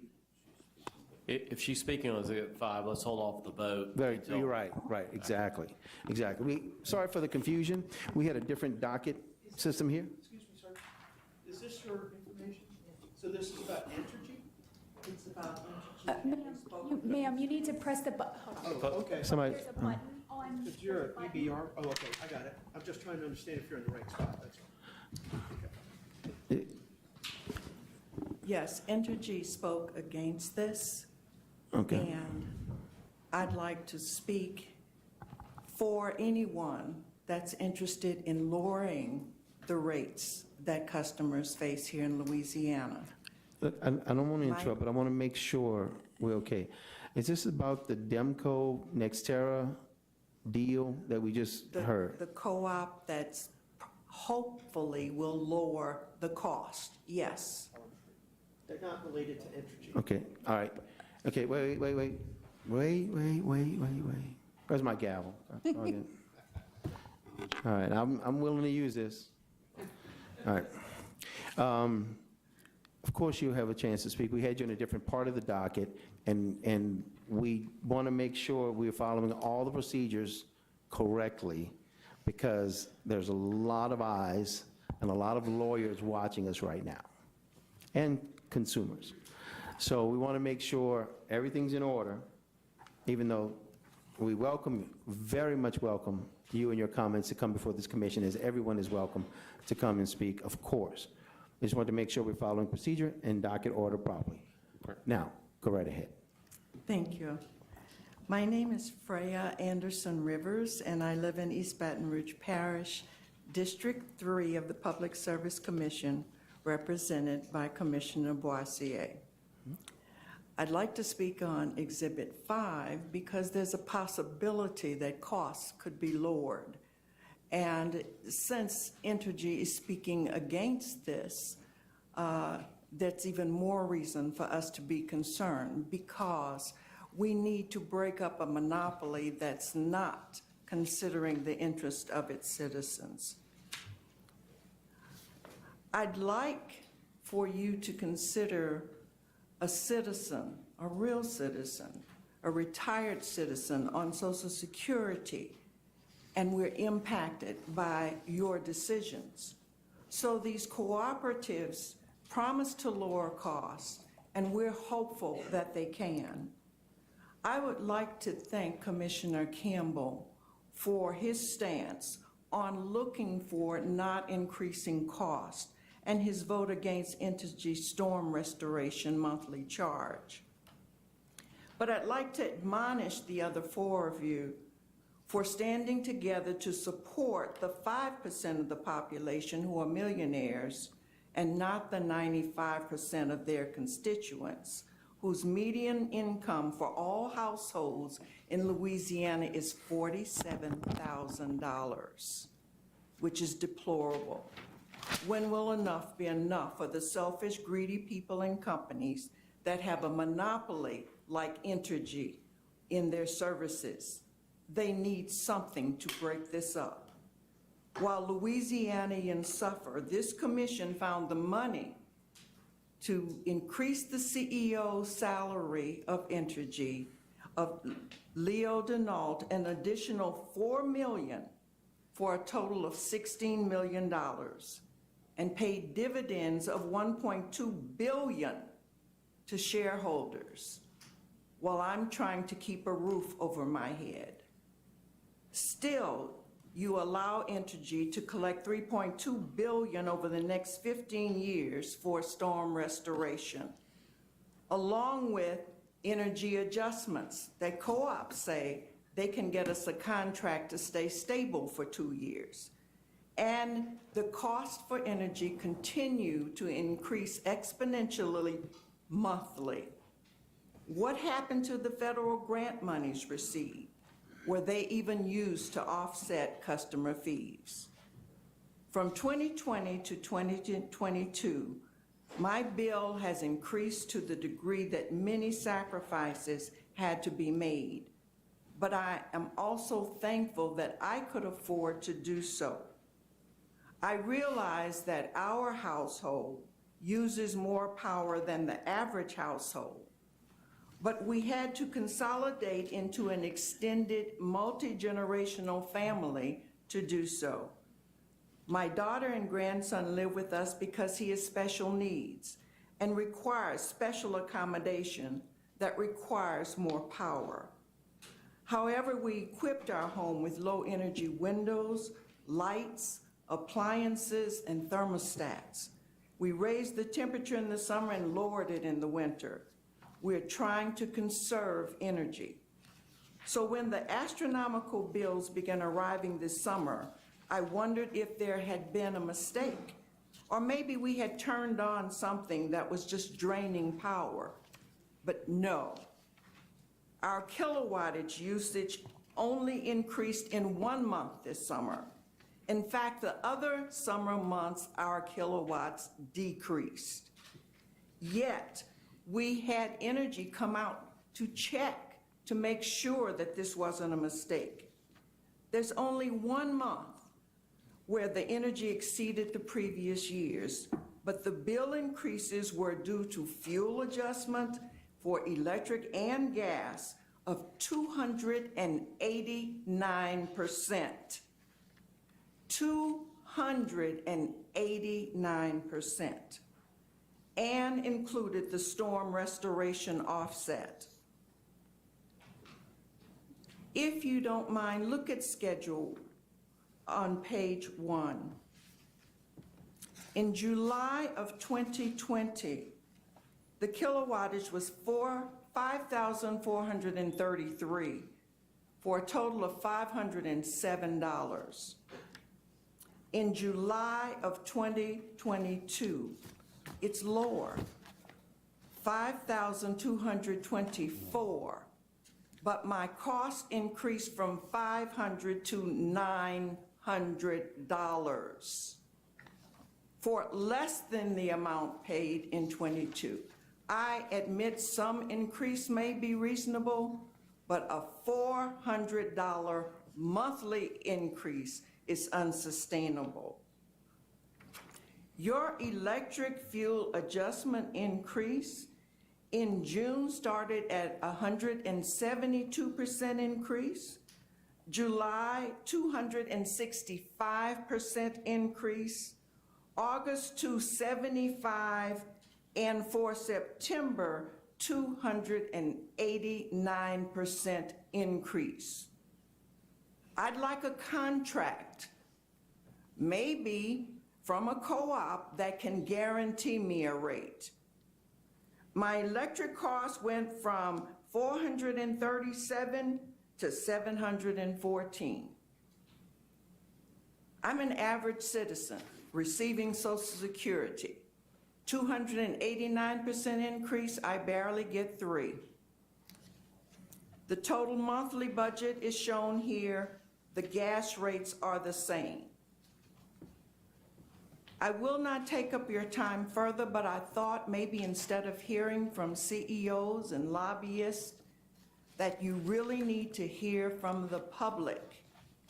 I know that you think you're doing your duty, but listen to the average person and how it really affects us. I realize that you will not change and probably do not care about the average person, but I will work to try and unseat all of you except Foster Campbell. I only hope that we can afford to stay in our home if I'm able to live another 15 years. As Commissioner Campbell stated, there is no rule that says these companies cannot help. They can put up money too, and Entergy has money to put up. Maybe the CEO can donate part of his money back. You are not the Public Service Commission, but rather the Public Disservice Commission. At this time, it would be appropriate for a mic drop, but I'm afraid I might get charged next month for a replacement of the mic. With that, I finish. Yes, sir. Go ahead, Commissioner. Let me say something that probably ought to be said. I appreciate you bringing my name up, and I did vote against that. I live in North Louisiana. They don't live in North Louisiana. They all live in South Louisiana. And I'm not, I did vote against it, but it was a reason that I thought that was unfair, because North Louisiana people were paying for storms that we didn't have. In their defense, they were voting for storms they did have. That was the reason I voted against it. They're all, if you would take it from me, if you could, you seem like a nice lady. I like your hair color. You know why? Because it looks like mine. But anyway, I really think everybody up here is trying our best, and as we read this at the beginning of the when we started, they're all sick about this too. Nobody wants to see people pay 15 cents an hour. We're sick about it. Everybody's trying to do everything they can. And the reason I voted against it was because, like I say, I live in North Louisiana. And this really affected me because we're paying for storms that all happened down here. That was my reason. So anyway, I think, I'm not trying to soothe anybody. I know the people up here. I think everybody's aware that our rates have got to come down, and we're working hard to try to do that. And I think everybody up here is trying to do it. We might disagree, but we all agree on one thing, and we do care about what people think and what they're going through, because we know I have some of the poorest people living in America, living up and down the Mississippi River, worse than Appalachia. And we have people making $18,000 a year income, not $40,000, 18. So I'm not trying to tell you people don't care. We hear you, and we're doing our best to do what we can to get these rates down. Because I get the calls, and I hurt for people trying to pay these bills. And I appreciate you coming, because it takes courage to come tell it like it is, and it's hurting everybody. And I don't think there's anybody in this room or anybody in this state or certainly anybody on this commission that doesn't hear you. I can't go anywhere. And it's not just poor people talking about the bills. I'm talking about any restaurant I go to, everybody pulls your shirt off, saying, hey, boss, what you gonna do about these bills? What you gonna do about these bills? And they don't wanna hear about, well, we're trying, they want some action. So I think you're gonna see some action here, and that's why I didn't have to bring out all these people. You know, Energy didn't wanna, they don't wanna publicize their 15 cents an hour. Cleco, they dang sure don't wanna say, hey, you charging 17 cents an hour. They need to hear it, because there's lots of things they could be cutting. Leo Denault's salary made me sick. Anybody make that kind of money? And that's tough. And I hear you. People don't understand a guy making $17 million a year. I don't care what he does. Nobody's worth $17 million, $15 million a year. $45,000 an hour or something was nuts. And all these companies ought to realize that. I don't care if they worry about their stockholders, they ought to be worrying about people. And so we're doing everything we can up here.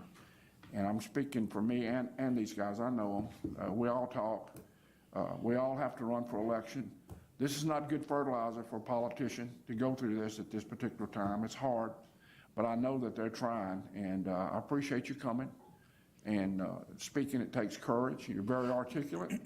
And what do you do for a living? Or what did you do? White hair, I'm retired. Yeah, what did you do? Principal superintendent. A school? Schools, yes. Well, bless you, I taught school too. Yeah, you were on the Education Committee in the Senate. Well, thank you for coming, and you're a very nice lady. And where do you live? Here in Baton Rouge. Oh, you do? Yes. Okay, well, thank you for coming, and everybody heard it's touching. And, you know, Aaron Nevels is a famous singer in New Orleans that I liked. He had a famous song. You know what that song was? Tell It Like It Is. And that's exactly what you did today. You told it like it is. And we all heard you, and appreciate your testimony. Thank you. Yeah, and wait, don't leave yet. Commissioner Green? I want to thank you for being here, and the only thing I would like to correct is I don't think you're a regular person. I think you're a local icon from what I hear. So it really means a lot that you would come and tell us exactly how you think. I think we need more citizen involvement. And matter of fact, I would invite you back in December. We're having, I have opened a docket to address many of the things that you brought up. And it's called customer-centered options. I think customers ought to be at the center of the options that are before us for the next 20 to 40 years. And we would love your input and other people's input in that as well. Because although we couldn't do anything immediately after the storm or retroactively, we do have some items on the table to make it better for the future for all the citizens, and we need your input along the way. Well, I'd like options, but right now we don't have any. We're working on it. Okay. Thank you. May I? I don't want to keep you if you got to go, you know, but first of all, I not only do I hear you, I'm very glad that you actually came to the commission. Because as commissioners, 5 of us, and we have a staff. I have a staff of 2. One of them right over there is Jared, still sitting with us right now. We get these phone calls every day like that sound very similar to yours. Not as well evidenced and articulate, but people who are hurting because of high bills. And Commissioner Campbell was correct. There's not one of us up here that if we could, with a vote or a motion of a pen, reduce everybody's bill. So we're working hard every day to do that. But to get back to the fact that you're here is huge, because you become the voice of the people outside the room, inside the room. I don't have to tell somebody a constituent called me. They see you. We heard you. And we heard all of the issues that are important to you. So when we go back and meet with the utility companies, or we have issues before us, and we're digging in on some of the CEOs, like you mentioned in your piece, Leo Donato of Entergy. There's a reason we ask those tough questions. There's a reason we dig in on salaries and expenditures, just like you just did. We do that here. So I'm glad you brought it to us, because these are the things that the constituents are giving us every day that we have to then meet with we don't provide electricity. The providers are in the room, or the companies around Louisiana, and we have to share your information with them and let them know how serious this is every day. Fortunately enough, you heard the beginning part of the meeting, and not only did Commissioner Campbell, which is usually his regular opening to a meeting, discuss the rates around the state. But you also saw us on this item, but right before you came up, we're in the process of approving a lower rate. So we're doing the work that you want us to do. Now, we have more work to do on this particular issue. This one isn't done yet. There's more to go. There's a rulemaking and other things. I don't want you to think that, but we are working to get lower rates here. We're working to do the job on behalf of people, not behalf of companies. You heard Entergy ask for something, and you heard us reject Entergy, right? Just now. So the message that we do with the companies want is just not true. We fight for people. Now, we also believe that a healthy utility system is important here. But to get back to it and deal with your issue more specifically, I would love to be able to I don't mind taking up commission time and commission business time, but I would love to meet with you in my office where we can look at you in a very specific manner, if there's anything we can do to help. We would offer this to any and all constituents, but if you have more to talk about, I'd be more than happy to spend time with you, and so the meeting can move to flow and let you know that we hear you and we're working for you. And we care about voters, and we care about constituents, and we care about customers, and we care about businesses that need lower rates in Louisiana. I'm fighting for that right now. Obviously, you know, I'm in the middle of a race, but the one thing, and I'm gonna add this because I was just about to dismiss, but I'm gonna just add one comment. One of the reasons bills were higher, and we had a presentation on it, I think it was a September meeting by staff. July. July. When you did your presentation? Yes. Yeah, I'm sorry, right, July meeting. One of the major reasons is the spike in natural gas prices, and you have it in your presentation. I see it right here. Natural gas spiked, and that was a huge reason the bills went up. The rates really didn't change. The gas prices really spiked, causing these huge spikes all over, and not just in Louisiana, it's every state. It's not just us. It's Mississippi, Texas, it's all across the nation. It's almost, worldwide gas problems. But what I want to say is that, and everyone up here knows me, I fought for diversification of our fuel from day one. As long as I've been here, I've been explaining that we have to diversify. We have to look at things that are not just coal and natural gas. This isn't anything new. If you follow any meeting, I probably say it in every meeting at some point in time. It's because what I fight for and is what I vote for. Because it gives us a hedge against one fuel like natural gas spiking, affecting all ratepayers. Now, it may be a little, you're a school teacher, you understand the math of that. You're an educator. But once again, I just want to say thank you. And if there's any way I can continue the conversation with you, I'm more than happy to meet with you, your neighbors, your neighborhood, any other people or friends or organizations you're part of. I'd be more than happy to continue to work with you as we're doing up here to get the rates as low as possible. Okay, and thank you. Wait, Commissioner Francis, did you want to say something before? Ms. Rivers? Rivers, I represent Southwest Louisiana, and appreciate you coming. You're the voice that I talk to every day when I talk to my constituents. Many of them have the exact same views you do. And I just want to tell you, I feel your pain, and I think all these commissioners do. I thank Commissioner Campbell for speaking up for all of us. But this hasn't been a pleasant time in public service, and I can assure you, I've used every God-given wisdom I have to try to address this and keep the rates down and keep things reliable. So we're all humble, during this time, and we are taking as much action as we know to try to get the rates down. And I think there's hope for some better days ahead. And thank you for coming.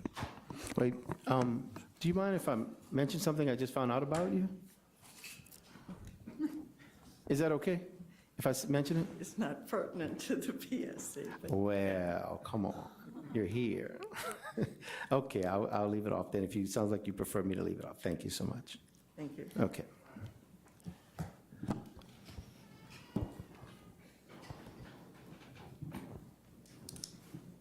You know. Oh. I'm just waiting for a second.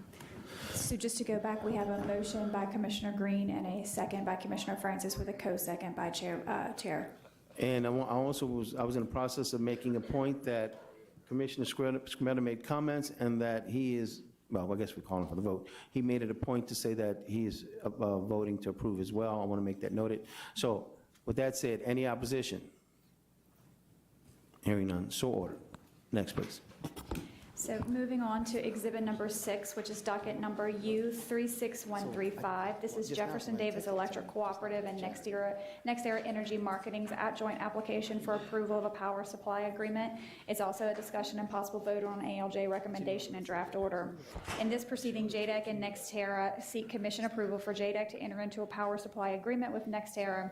Currently, JDEC serves its members through a wholesale power supply and service agreement with Louisiana Generating that will expire in March of 2025, and JDEC seeks to replace the current contract with a 9-year, 9-month full requirements PSA with NextEra. If approved, the PSA will supply all of JDEC's capacity and energy requirements from March 28th of 2025 to December 31st of 2035. This approval is sought pursuant to the Commission's 1983 General Order. As just mentioned in the prior docket, this matter was heard jointly with a similar request in docket number U36133. The joint hearing was scheduled June 7th through 9th of 2022, and joint applicants in both proceedings, Entergy Louisiana, Cleco Power, Cleco Cajun, and Commission staff participated. After submission of briefs, the proposed recommendation and draft order was issued on September 13th of 2022, and Entergy and Cleco Power filed exceptions to that proposed recommendation, with joint applicants and staff filing replies to the aforementioned exceptions. Thereafter, a final recommendation and a draft order was filed on October 7th of 2022. Based on the evidence and testimony presented at the hearing, the administrative law judge recommends that the Commission adopt the final recommendation of the ALJ and draft order issued October 7th, 2022, with the ordering language summarized as follows. The NextEra PSA serves the public convenience and necessity and should therefore be certified as prudent in accordance with Commission's 1983 General Order. Joint applicants accept all risk of changes in Commission rules, specifically including a potential requirement for owned and/or contracted for generation being procured to meet future capacity needs. Joint applicants acknowledge and agree that any changes made to the NextEra PSA based on changed regulations are subject to Commission review and approval. Joint applicants retain the obligation to prudently manage the NextEra PSAs. Joint applicants shall annually report to the Commission information related to all decisions made to price and/or procure capacity to meet JDEC future load needs, respectively, and all prudently incurred costs associated with the NextEra PSA are deemed eligible for rate recovery by JDEC, subject to Commission review and further determination at a later date. In a separately docketed rate proceeding with the expiration of and removal from rates of the costs associated with the current Law Gen PSSA. Okay, I've got a motion. I'd like to read it into the record. Okay. Is there anyone here from Jeff Davis Electric Co-op? You want to come up, Mike? I've got a couple of questions for you. Is everybody coming or just? Whoever's here with Jeff Davis, you just stand up. Let me see how many folks we got represented here. Okay, we got one sitting down there also. All right. Thank y'all for coming. If you don't mind, just stay standing just a minute. I want to read something I think you'll be interested in. You ready? Okay. I move that we adopt the final recommendation of the administrative law judge with one additional condition. In order to ensure that the joint applicants make a filing with the Commission for our consideration after the conclusion of docket number R36263, the minimum capacity obligation docket. I move that the Commission adopt this additional clarification condition.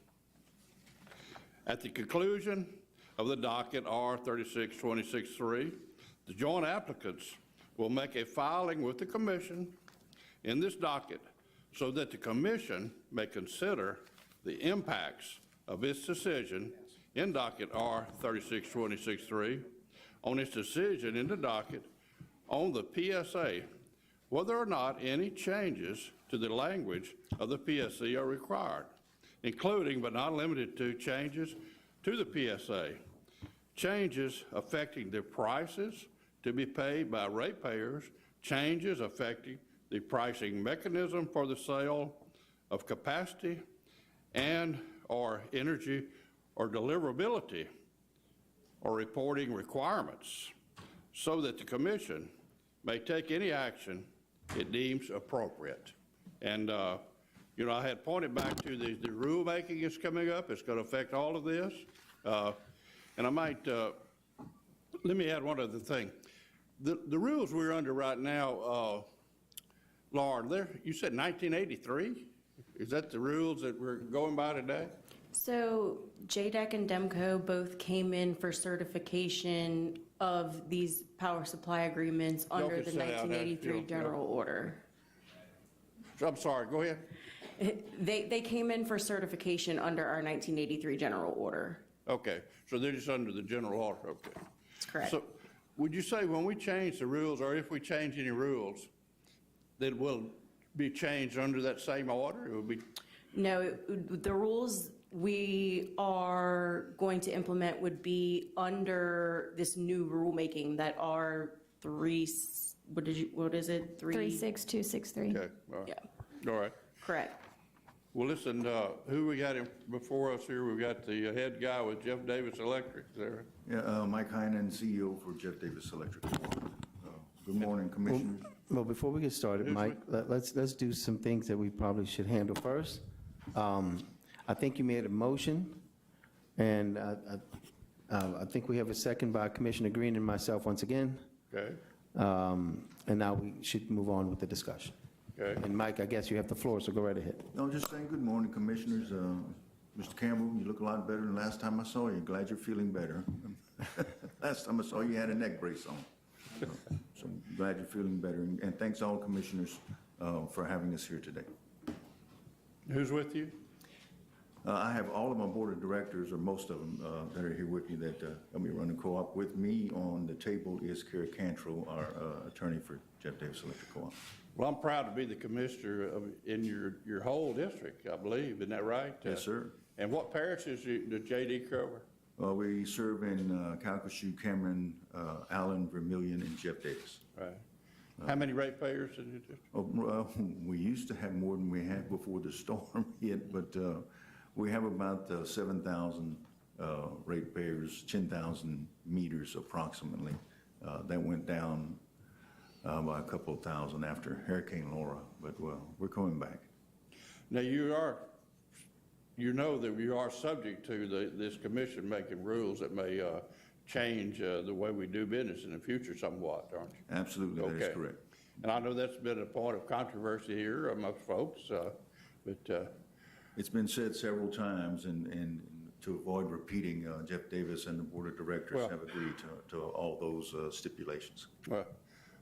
Well, I'm in full support of what you have before us, but we just want to warn all the JD public that this is a new deal, this is a new day, and there may be a few new rules that we operate under, because we got to keep this thing reliable and do the right thing. So. Well, at this point in time, for the members of Jeff Davis Electric Co-op, the actual ratepayers, I've been working at the co-op for 36 years.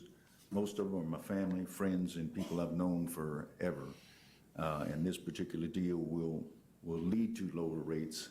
And I can assure you, rates are not the only thing that we took into consideration in this contract. Reliability was very high on the list of things that we looked at.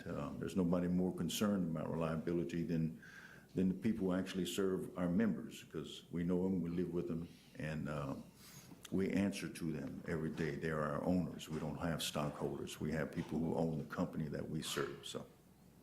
And in these new contracts, we all understand that your prices for electricity should go down. Is that right? That is correct, sir. And without us taking any danger of reliability, right? Without taking any danger of reliability, you're absolutely correct. Okay. And we'll covet your help in making these new rules, so all those things will be true in our future, because we desperately need the public to see that we're trying to do everything we can to get these prices down and still be reliable. Absolutely. Okay.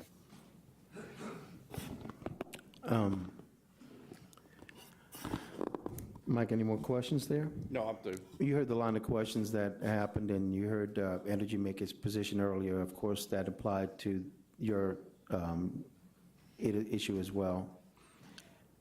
And No, Jeff Davis reaffirms and adopts the comments of Mr. Gildersleeve as well as Mr. Murphy that were said in the previous docket. The selection of Jeff Davis's new power supplier, it's been a long and methodical process. It started back in 2020. We're at full support and appreciate the support of this commission. okay, okay. I don't have any more. Commissioner Scametta? Yeah. And go ahead. One question for y'all. I'm adopting all my previous comments for the record from Dixie Electric, NextEra, into the JDEC Demco comment. But I would like to ask a question for NextEra if you come up and join us. If someone could provide them a chair, I'd appreciate it. One real question I didn't ask Dixie Electric folks, and I'll ask you, is what happens if, let's say all these great things are going to work, what happens if they don't? What provisions have you made in your contract to extricate yourself from this if, you know, all things go wrong and NextEra doesn't perform? What's the plan? Oh, you're asking, I'm me? asking somebody from your side of the table. So it can be you or Kara. As far as I'm concerned, the contracts that we have, we followed all of the rules of the NBM order. We followed all of the rules of the 1983 order. We went to the administrative law judge. We went to the staff. I think, I'm not asking for anything like that. I'm like, what's your plan in case there's a failure from your provider to provide? I don't plan on the provider failing, but I if they do. understand, but what's your plan if they do? Well, we will get together and find out, along with the commission, best process to move forward. So you don't have a plan at this time other than to come to the commission? There are provisions in the contract that provide for breaches of the contract, which are confidential. Yeah, I mean, provisions. I get that, but what's your plan if there is a failure in the contract? I mean, do you have a backup plan? Do you have a plan to get electricity in a different way? I mean, do y'all have a plan? As far as electricity flowing, electricity will always flow to our members. As far as the plan of our power supplier, we're dealing with a company that is the biggest in the nation. I know, but again, I'm just asking you a very simple question. If they don't supply you, if something goes wrong, do you have a plan to, since they don't have power plants, it's all coming through contract. If they don't supply you, what's your plan? Isn't there a plan through MISO that we always have? So you'll supply switch contracts? back to the MISO sort of mechanism, outside of, to go directly to MISO? I'll switch to the Public Service Commission's mechanism to supply power, which involves MISO. Yeah. I guess, Catherine, that's a question I think I'd like to have further explored on both DEMCO and JDAG, okay? And the other question is really back to you, Mr. Murphy, which is really reiterating my previous questions, is that you recognize that my concern as commissioner is for the members of the co-op and to ensure that, you know, you're going to be subjecting yourself to the jurisdiction of the commission, and that, you know, you understand that if you want to adopt your previous statements under DEMCO and apply them to the JDEC order, I'd be satisfied with that. No, thank you, Commissioner, and I fully expected that we would have this conversation for JDEC, and I will adopt my statements in the DEMCO hearing for JDEC, that we will be fully compliant with rules that come from this commission, FERC, or any other regulatory body. Okay, thank you very much. I want to adopt all my, like I said, my previous comments. And again, I truly believe that we are placing the cart before the horse and not waiting until the MCO order comes out. I think we are premature. I am going to vote along with this to preserve procedural rights as a commissioner, but, and I hope this works out, but, you know, a lot like everything else, plan for the worst and hope for the best, right? And so thank you very much, and my comments are complete. Thank you. I think that's all the comments we have, because we asked, I think, most of the questions in the previous item with Demco. So we have a motion and a second. Any opposition? Hearing none, so ordered. Thank you. Congratulations. Yeah. Exhibit number 7 is docket number U36276. This is South Coast Gas Company's application for an extension of its rate stabilization plan, and this is a discussion and possible vote on an uncontested stipulated settlement. On February 15th of 2022, South Coast filed a request for extension of its rate stabilization plan with the Commission. Notice of the proceeding was published in the Commission's official bulletin with no interventions being filed. Commission Order Number U32713 initially authorized a 5-year RSP for South Coast with a 2-level earnings bandwidth and a return on equity of 10%. The last annual review under the initial RSP was completed in 2018. South Coast filed for an extension of its initial RSP in docket number U35052, and order number U35052 dated August 7th of 2019 authorized the extension of that initial RSP, which included a simplification of the bandwidth structure and a new 3-year term. The last annual review under the current RSP is completed in 2021. Therefore, South Coast filed for a second extension in this proceeding with a request to extend the term for additional 3 years, with test year filings in 2022, 2023, and 2024. South Coast also requested to move the dates of the annual filings, review periods, and rate changes forward by 30 days so that there was sufficient time for audited financials to be available. After thoroughly reviewing the company's application for extension and minor modifications in responses to data requests, staff filed its recommendation, including direct testimony, on August 1st, 2022. Staff found that the company's request was reasonable, subject to certain modifications, and on August 29th of 2022, South Coast informed staff of its agreement with staff's recommendations, subject to a date clarification. On September 15th of 2022, South Coast and staff, pursuant to Rule 6 of the Commission's Rules of Practice and Procedure, filed a joint motion to convert and reschedule the uncontested stipulated hearing, including a stipulated settlement and testimony in support of the settlement by staff and the company. A hearing was held at which all parties appeared, and testimonial evidence in support of the stipulation was submitted. If approved by the Commission, the settlement would resolve all issues outstanding in the above captioned matter, and staff and South Coast support the settlement and find the extension of the company's initial RSP with certain modifications is consistent with the public interest. Major terms of the settlement are summarized as follows. South Coast is authorized to extend its rate stabilization plan. The term of the RSP will be for 4 years with annual filings in 2022, 2023, 2024, and 2025. South Coast will use a hypothetical capital structure for its RSP purposes, and if the company's ROE falls between its bandwidth, no rate adjustment will be necessary. However, if the actual ROE falls outside the bandwidth, rates will be adjusted to meet the midpoint of the bandwidth.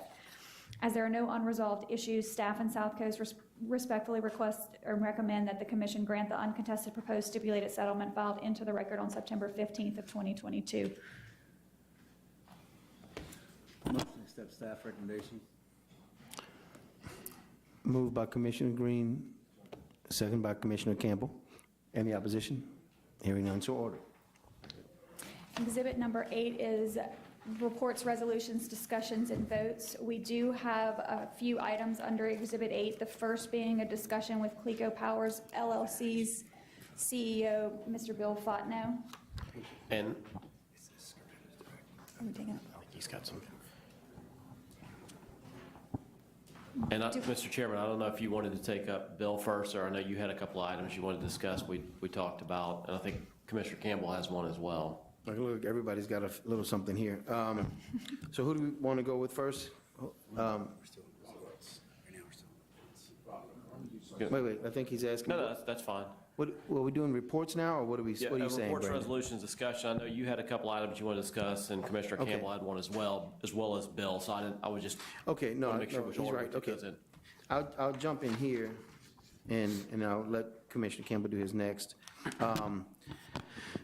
This is under reports and resolutions. Okay.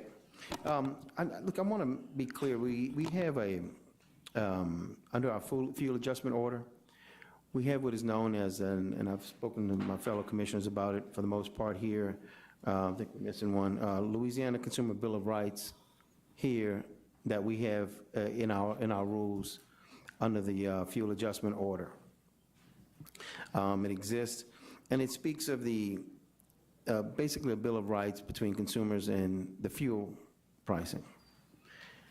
I think it's appropriate that we expand this document and update this document, considering some of the new ways fuel is managed, and also to expand it outside of fuel to be considered for ratepayers and customers of utilities with utility companies before this commission.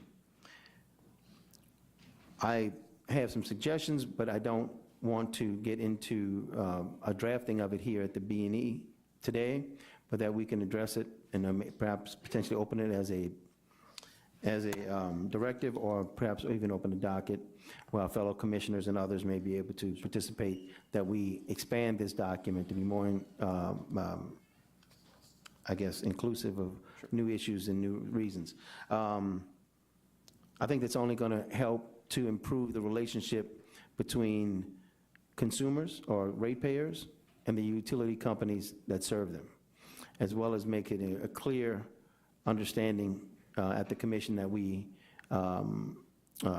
help to work for these relationships to be good and clear and understood.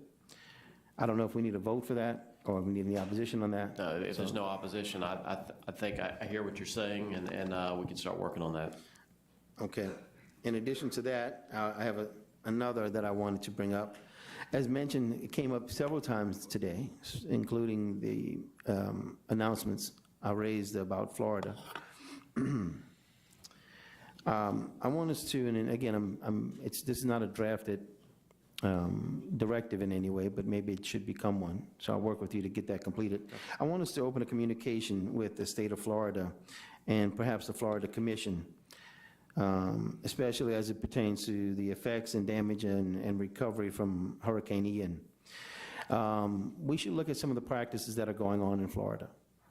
People continue to compare us. I think it's important for us to look at some of the ways that the Florida Commission handles these weather events, these storms and disasters, and maybe find ways that we can share information between us and Florida.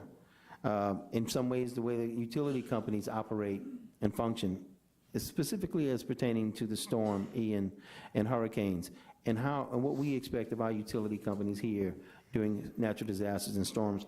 And not to get too deep into specifics right now, I'll just cut to the chase and say, we should communicate or learn from them or work with them like we did in the winter storm Uri a couple of years ago with Texas.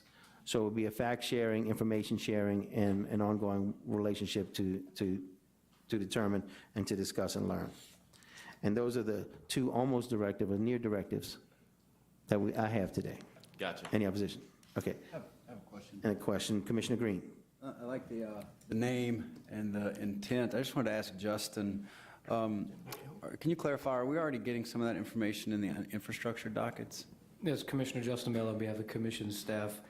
In docket number R-36226, which we're looking at specific practices of maintaining the electric grid, we're asking questions of the utilities, and we have asked specific questions about any lessons that they may have learned from Florida Power and Light or Duke, Florida as well.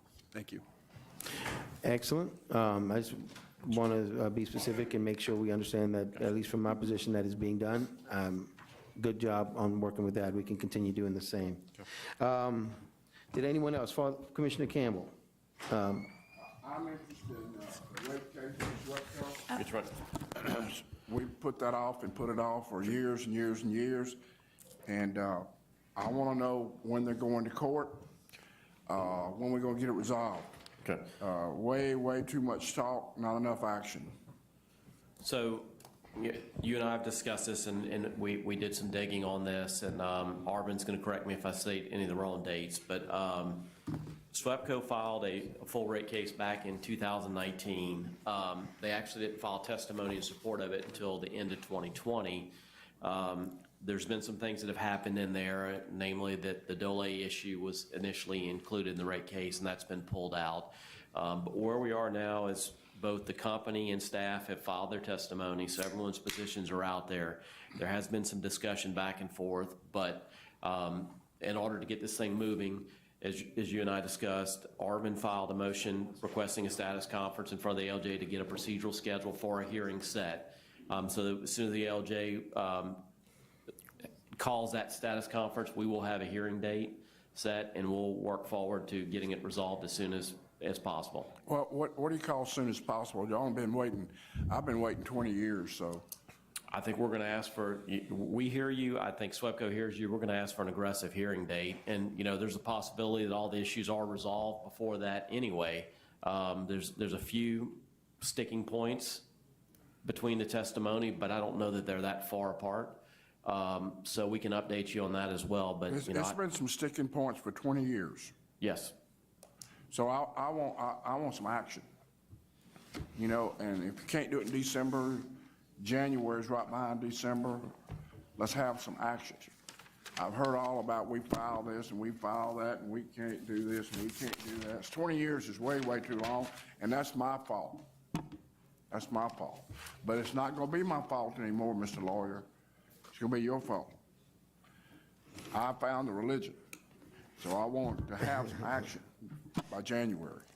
All right, so we have, do we have an answer on the SWEPCO rate case? What are we going to do with that? We are going to have we will have a procedural schedule in place before we meet next month, and we'll have a date certain for a contested hearing, and assuming the issues are resolved, then it would be even quicker than that. All right, good. Well, to touch on that vein of conversation here, not only time and things like that, Commissioner Green and I have spoken before. So I'm dragging you into my comments now, Green. Hopefully you agree that sometimes we have things on the docket that sit way too long, things that we're going to do or should do, but we just, for some reason, never really get around to it. And there have been some discussions. Matter of fact, just a few months ago, we discussed speeding up the dockets and looking at those dockets. We're going to follow up with that this month. Commissioner Campbell here not only alerted me to that with his SWEPCO comments. I think it's very important that we take care of business on SWEPCO, but there's other things that are sitting there that we have open dockets on that are just sitting with very little or not much or no action whatsoever. So I'm not going to get into all those, but I will raise one, and there's others, of course, but there's one I want to raise sort of right now. We, hold on, I'm going to mess up the name, hold on. We had or tried to have an issue, tried to hire, I think it's the AMI billing issues docket. Are you familiar with that? Yes. Yes, very familiar with it. Give me a status update. What do we got? Sure, and look, I'll speak to this to some extent, and then Catherine's going to jump in. So we've issued multiple RFPs to hire engineers to perform that work for us. We don't have an engineer on staff, as you're well aware. No one responded to the RFPs, so then we actually attempted to solicit bids from the engineering firms who are doing the energy efficiency work for us, and actually were hit with a response from, Catherine can fill you in on this next part.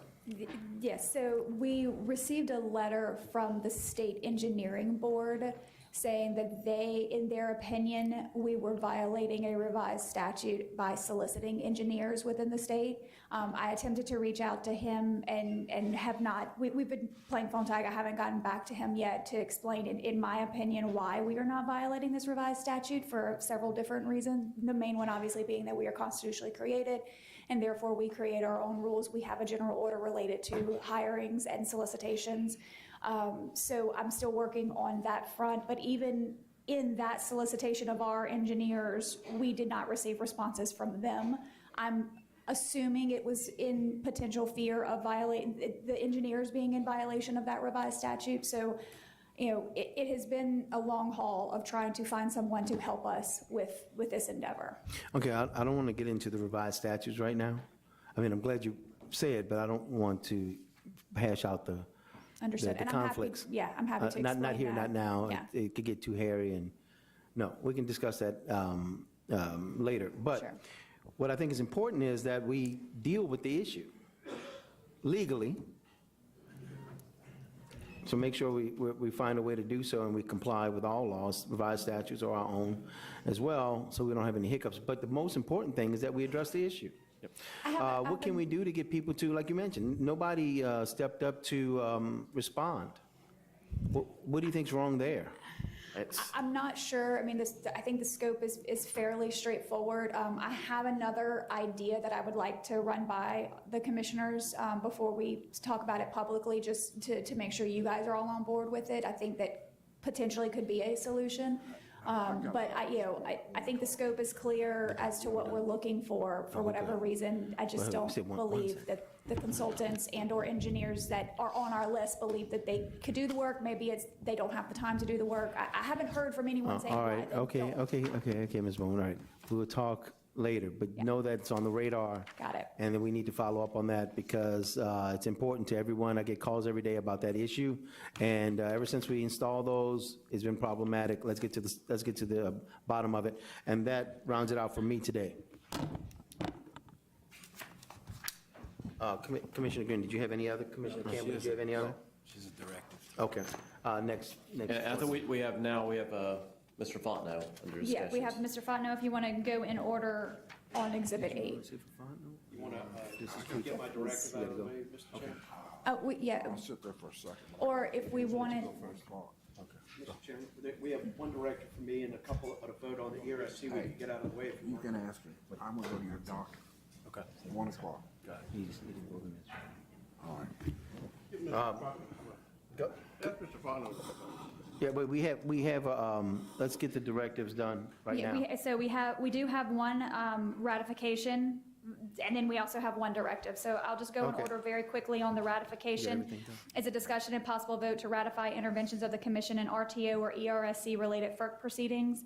And this matter is on the agenda pursuant to the scope of work approved in connection with the retention of stone pigment and UPC at the February 2021 Business and Executive Session for MISO, SPP, and ERSC participation.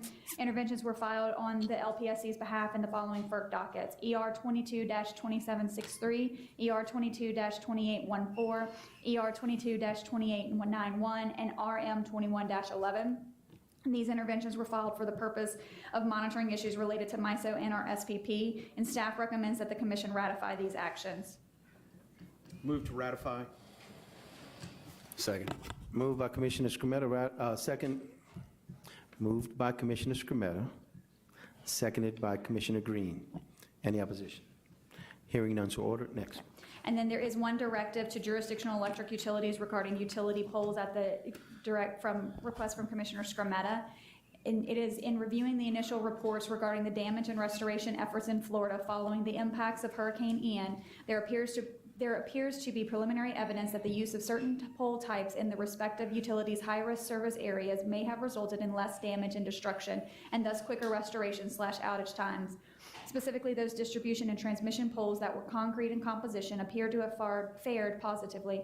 Given the potential impacts of storms have on Louisiana utilities, I believe the potential benefits of such construction should be properly analyzed in Louisiana, and therefore direct staff to either open a docket or make a recommendation in any applicable existing docket requiring all jurisdictional electric utilities to each implement a pilot program wherein a certain number of distribution and/or transmission poles determined by the staff are replaced within the next 12 months of this date with those using concrete construction. After placement and analysis, each electric utility shall annually report back to the commission with a comprehensive review on performance and resilience, and that's a directive by Commissioner Scrumetta. Okay. Commissioner Green. Yeah, with due respect to Commissioner Scrumetta, I oppose this directive. I think it's a good thought, but not only is this duplicative because the commission already has 3 infrastructure dockets ongoing and active, addressing all level of our grid's infrastructure, but this is a mandate without any evidence of sensibility or usefulness yet. Our engineers and staff are working hard in building rules and standards for our grid based on investigation and evidence. This directive would steer momentum away from the evidence-based work we are doing to bring a more reliable grid, and instead settle for pilot programs that then will be used to stall the widespread improvements that are necessary. This is not the time for utility pilots. This is the time for commission-led hardening of our grid, and thanks to the leadership of this commission up here today, we're already doing that. Okay, well, I don't have anything to read, but I will tell you that the directive says that it could be under an existing docket or whatever the staff chooses if they need to open a docket. But I think it's actually enhancing the ongoing work of the commission to take active review, analysis, and response to provide the leadership from up here to tell the utilities, including the investor-owned utilities and co-ops, that we've seen the result of what has happened, and we think that they should move forward and take action, not to kind of limber along through, random analysis. We can actually take action now, and we've seen the results of what this has been valued. And it's not going to be everywhere. It's going to be in the high-risk areas for each one. So it's a pretty straightforward thing. Now, they may not, if you're successful in blocking this with the other votes, that's fine. But the utilities and the co-ops and the IOUs have heard the logic of this, and they may move forward on their own. But I think that it makes perfect sense to take this and move forward. We do isolated things through our poll docket anyway, so I don't see why there is a massive opposition to this, other than there's some particular reason that, other than what you just read, I can't see the impediment to taking a simple move forward to encourage the utilities to move forward, to take an action, to review it after 12 months and give us a report. So if you can explain to me what the problem is with that, I'd love to hear what it is. Yeah, I just think we need to read the defense before we run a play. And I don't see any problem with us finishing the rigorous analysis before implementing the play. Well, I mean, I appreciate the football analysis because, I watched Alabama get beat. But my point is, we saw empirical data of what worked. We work with these utilities, and we should tell them to take action, and we should tell them to review it. So this is the perfect opportunity to tell these utilities to engage in an action and to come back to us in 12 months with a report, instead of some nebulous action and review that you're talking about. We have a real opportunity to tell them to move forward, take an action, and do a project, and come back in 12 months and tell us how it worked out. And then they can go back 12 months later and come back and tell us again. And if we see the sort of resilience associated with this, we can expand that in the existing docket. So I don't see the resistance to this. I think that resistance to it is not in the best interest of the system and the hardening of the system. In fact, promoting it can increase the value and increase the potential to increasing the resilience of the system, particularly in the high-risk areas. So I would ask the other commissioners to support this directive. Okay, so we have a directive with opposition. What do we do now? Roll call? Yes. Okay. Starting with the Commissioner Scremetta? Yes. Commissioner Green? No. Commissioner Campbell? No. Commissioner Francis? No. And actually, I'm not sure because I don't have time to get into the argument. So I'm going to abstain, but I do believe that we do need a hardening of the system, and anybody who wants to help do that, I'm all for it, 100%. But I abstain for the sake of this vote. It fails for 3 noes. The directive fails. Next item, please. The last item is a discussion with Cleco Power CEO, Mr. Bill Fontenot. I won't have to, as bad as I'd like to talk to Mr. Fontenot, I have a doctor's appointment across town at 1 o'clock I have to go to. Mr. Fontenot, sorry I couldn't ask you some questions. I bet you hate I'm not going to be here. Commissioner Campbell has left me his question book, and I'll be handling it for him at this point. Okay.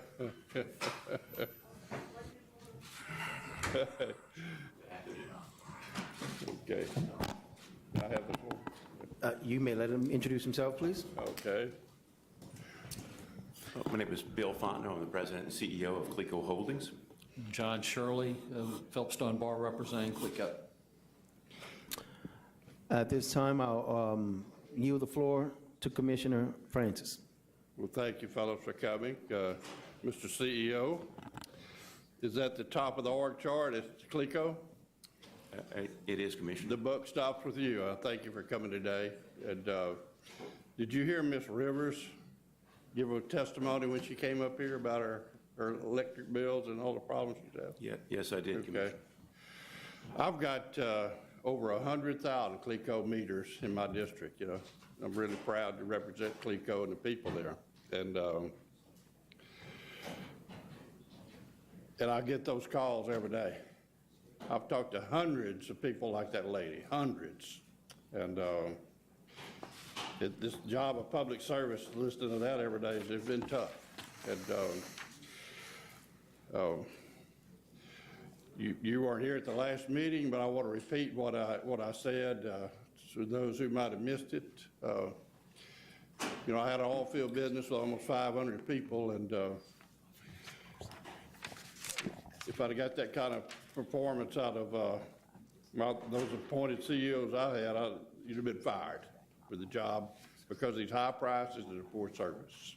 And that's the message that I've gotten from hundreds of customers of Cleco on my phone and in my staff. And I thought for a while we were going to have to hire some extra staff people just to answer all the calls, you know. So I'm sure your people were getting those same calls, but we're sure getting them. And it hasn't been very pleasant as a public servant to go through this. And so I just, as the head guy up there, what are you going to do about these prices and the service? So, Commissioner, first of all, we hear our customers, and we certainly understand the impact of really escalating fuel costs on their households. We absolutely understand that. And, Commissioner, we have added extra call representatives to field those calls and work with our customers. In summary, we are in the infrastructure business. We call it the power business, but it's the electrical infrastructure business. And when we say infrastructure, we mean typically things move a little slow. But we all know that the decisions we made on infrastructure a long time ago, sometimes commodities move fast and impact our customers. And today, for the past year, that's exactly what's been happening. So what we did early on as a company, seeing this would happen this summer, we first of all began to talk about energy efficiency. Yes, the prices are high, so one way is, of course, to conserve energy. That's not simple for a household. We all have needs, but that was the first thing that we worked on. Secondly, we've got to work with our customers. When you get on that call, is there a payment plan? And we spread it out over 24 months. We began to waive disconnects in an effort really to resolve our customers' needs. Yeah. I'll tell you one thing I think the company is doing for our customers is working with a company called Unitas. And what's that about? Well, as our customers have been hit with, look, it's utility bills are high, food costs are high, we're stressing their budgets. And there are federal funds available to customers, both at the state and oftentimes the federal level, but oftentimes the demographic of our customer is just unable to really access those funds. So we hired a company called Unitas to actually reach out and contact those customers to try to enable them to access those funds, be it for utilities, Medicare, or whatever the budgetary needs are for them. It's in pilot phase today, but we're hoping it can help our customers. But Commissioner, we understand the impact on our customers, and we're siding with them. We're doing everything we can to support them. Well, I'm a native of the Sinai area where you have a large footprint. Your main office, Cleco is one of the largest companies, if not the largest company in Sinai. And a lot of people are looking to you to be a leader in this. And we've got the highest prices in Louisiana for Cleco. And the service is questionable sometimes. We need to send a message out to all the folks that we're representing that we are working hard and we know we can do better. And I'll do anything I can to help you and your company. But right now, my phone's blowing up with people with problems, and we need to do something about it. Well, thank you for your support, Commissioner. And I know our customers are a large portion of your district. I'll say that we can always improve in communication. And it was in September that we put in place a new portal, a customer portal.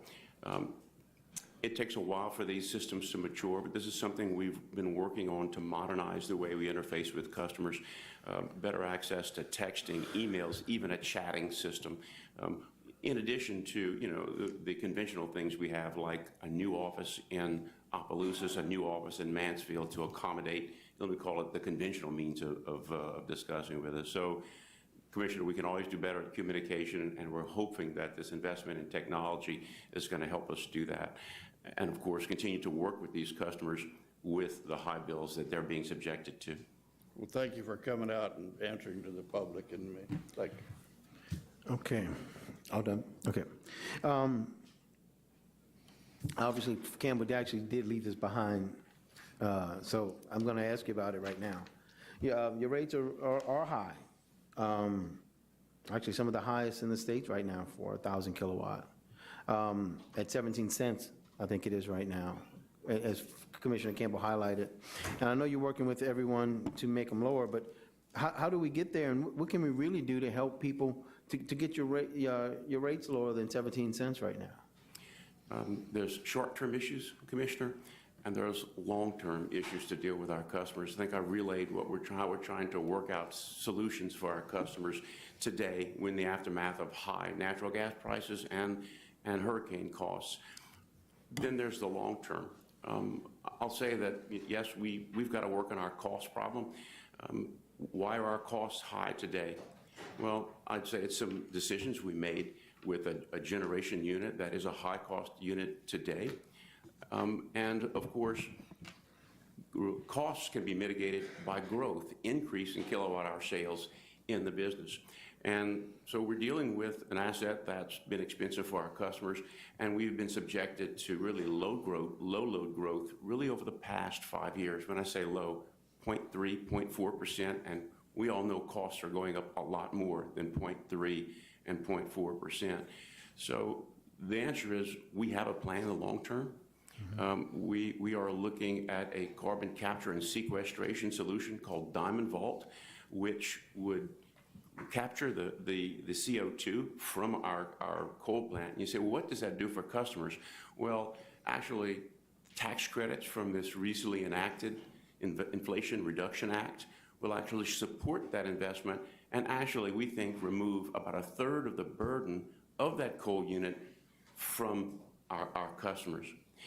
Then there's the growth issue. And, you know, if you don't live in an area that its economy is booming, it's hard to drive growth. But we do firmly believe that the solution to decarbonization of our customers' needs is in the form of electrification, more electrification to decarbonize our customers' needs, be it a water heater in your home or be it an induction, use of an induction furnace in industrial process. And we are seeing the increased opportunities to sell kilowatt hours and ultimately spread those costs across a broader range of sales and reduce our customers' costs. So what are we doing about that? More economic development, retooling our marketing group to capture every opportunity we possibly have to reduce our long-term bills. Okay. Let me ask about your renewables. How is Cleco doing with any renewable energy, solar energy? I did hear about the carbon in the previous question, but what is your footprint or percentage of renewables? Are you aware of the amount of renewables you have, or solar, or any other projects like that? So today, our single clean energy unit is St. Mary's Clean Energy Unit, and we actually have net zero carbon production, and that represents about 4% of our Cleco Power sales. We have a filing before this commission to, I hope by end of the year, to approve what we refer to as the Dole solar solution. We shut down a coal plant in Mansfield, and we're looking to put in place a solar field of 240 megawatts to support our grid. That would be another 6 to 7%. So collectively, between St. Mary's and between this Dole Soleil, we're looking about 10% of our energy to be through solar fields. And of course, with over time, when we do decarbonize Madison 3, that will take us into 50 to 60% of our energy being zero carbon, and including renewables. Okay.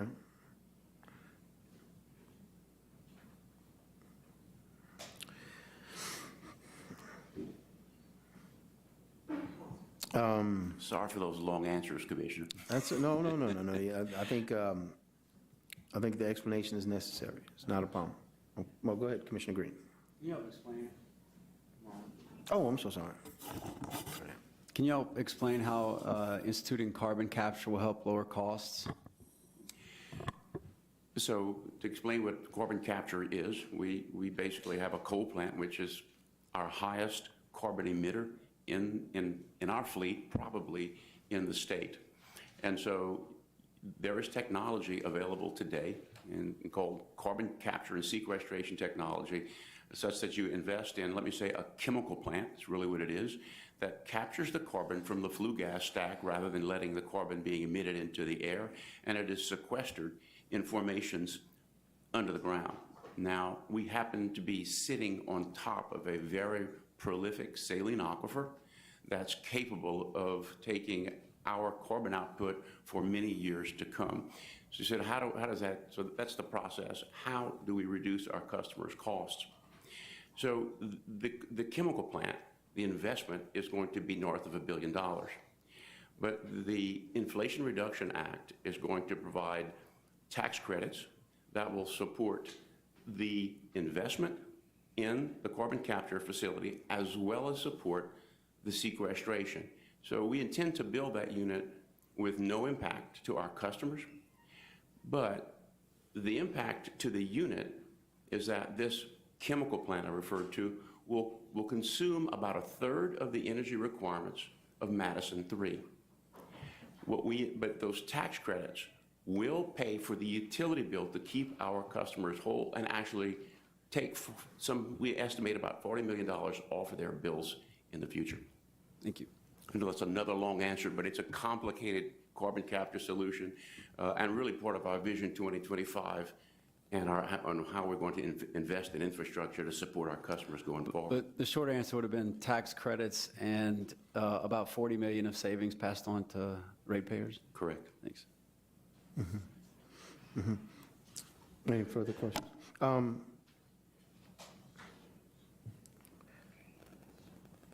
Give us any idea what we can expect Cleco Power to look like in the future? Where do you see the projections on the company and its services in Louisiana? Like, what changes do you have in the near future? I mean, I know about the Diamond Vault and carbon sequestration. Any new ideas you have? I know you and I have spoken about a few things, but well, the past 5 years, what have we done for the company? I think we've modernized it and invested in information technology to support our employees being more efficient. We've cut $30 to $40 million out of our cost structure. So the past 5 years has been really investing in our people and the organization to make it more efficient. And the future over the next 5 years is investment, we think, in the technology, be it solar, be it carbon capture, or be it investment in marketing solutions to increase the sales for our customers. For instance, in our area, we've seen an immense opportunity of electrifying natural gas compression. I have to say that very slowly, but typically you use natural gas to compress natural gas pipelines, but there are electrical means of compressing natural gas. They are large loads, large sales, and of course, we would invest in the infrastructure to serve those customers to, again, increase our kilowatt-hour sales. So the future is investing in, let me say, cleaner solutions for the future, as well as trying to grow the sales in our company to really serve our customers more cost-effectively for the future. okay. So we all done with the Cleco questions for today? Thank you for answering the questions on issues of rates, prices, renewables, and future. Commissioner Scametta, do you have any further questions for Cleco? Second. I heard that. Thank you very much. Wait, before we do that, I was just texting Brandon. I think I saw Stephanie here earlier, so if you want to see if she's still here. That's when I was hoping Stephanie Dwaron will still be here from AT&T, or any AT&T representatives here? She was here. I know. I was just trying to see if I can find her. No. She may have left. I don't see anybody standing up. I do not see her. Wait. Well, I'll tell you what, then I'll ask you, Brandon. Sure. You have to be the voice of telecommunications. I have, and I wanted to raise it with AT&T specifically, because they not only serve in Louisiana, but they serve in New Orleans, which may be a slightly different jurisdiction. Oh, Emory. All right. I guess he didn't want you to answer, Brandon. Yeah, he didn't, he was. Well, you want to give me a shot before he can? No, well, I'll ask it and you can jump in. All right. Thank you very much, Emory. I'm glad you let me catch you completely off guard and unaware and unprepared for what I'm about to ask you. All right. And make sure you hit the button, Emery. Yeah. Hit the button. Make Hit your the light. button so you have a green light. Please There you go. introduce yourself and All sign right. the clipboard. I'm going to ask that everybody just give me a couple minutes and keep the room quiet, and so we can get through this quick line of questions. All right, everybody, just another minute. I think this is the last item. Yes. And then we can dismiss. Emory, I have a question. In New Orleans itself, and I know AT&T represents the state, I'm getting tons of calls and have been asked by constituents to raise this issue at the commission meeting, and so I'm going to do so now. The question is, or the issue is, that there's a lacking of fiber and proper high-speed wiring in the city of New Orleans. And we're trying to get more investment especially in the Gentilly area, but throughout the city of New Orleans. Can AT&T, or what can AT&T do to improve the fiber optics in the Gentilly area, or especially anywhere in New Orleans, as we're trying to improve our fiber optics and high-speed communications in the city? Well, Commissioner and other commissioners, thank you for having me. I don't know a lot, but I can tell you what I do know, and we can certainly follow up with more detailed explanation. It's my understanding that AT&T is actively working to do that right now. I think, and this is somewhat of a guess, I believe. As you know, I mean, Cox was the main provider through the city, of well, not necessarily telecommunications, but cable services and broadband and all that stuff. Right. So I think AT&T has had to go through some process to be able to enter the market and then began, doing their installations. But I can assure you, we'll get you a more detailed explanation that you'll be able to provide your constituents with. Well, I appreciate that. Now I want to drag Brandon in just for a second, because I think this one is something we've talked about, at least briefly. The governor has a program through the governor's office to help grow and expand broadband and high speed and maybe even fiber throughout the state. How would that apply to a place like New Orleans? Or So the way I understand, when you're talking about the gumbo program, Yes. It's a little bit different than RDOF. Than RDOF was for rural areas. Gumbo is tied to either unserved or underserved, and that's based on that definition of speed. So the way Vineet's group has compiled that information is through speed tests, people putting in their data into the website, as well as provider data to show what the actual speeds are in a particular location. So to the extent there are areas, even within an urban area, that don't satisfy that requirement, I think they would be eligible for that funding. That's the best answer I can give on that. you think they could be eligible? It could be eligible, assuming it's not satisfying that definition of broadband, which is based on a certain upload and download speed. And that's based on the data provided by the provider. So to Emory's point, if Cox was already there and satisfies those speed requirements, then that area would be deemed served and thus not eligible for the funding. But that's all something that they're sorting through, and there's multiple rounds of funding coming there. And it's not restricted to rural areas like RDOF. So there is a possibility. I'd have to see the specifics to know whether it could actually work there. Sure, and we understand RDOF is for rural. The city of New Orleans is not considered rural. Correct. And so the gumbo package would be the most applicable one. Yes. Last question for Emory. Of course, I want more high-speed, more broadband in the city. Can you agree to work with the city, work with myself to get that done? Oh, certainly, absolutely. Thank you. Let's follow up in the future and take care of these issues. Thank you so much. Can I get a motion to adjourn? Move to adjourn by Commissioner Scrumana, second by Commissioner Francis. Thank you very much. Next meeting in New Orleans.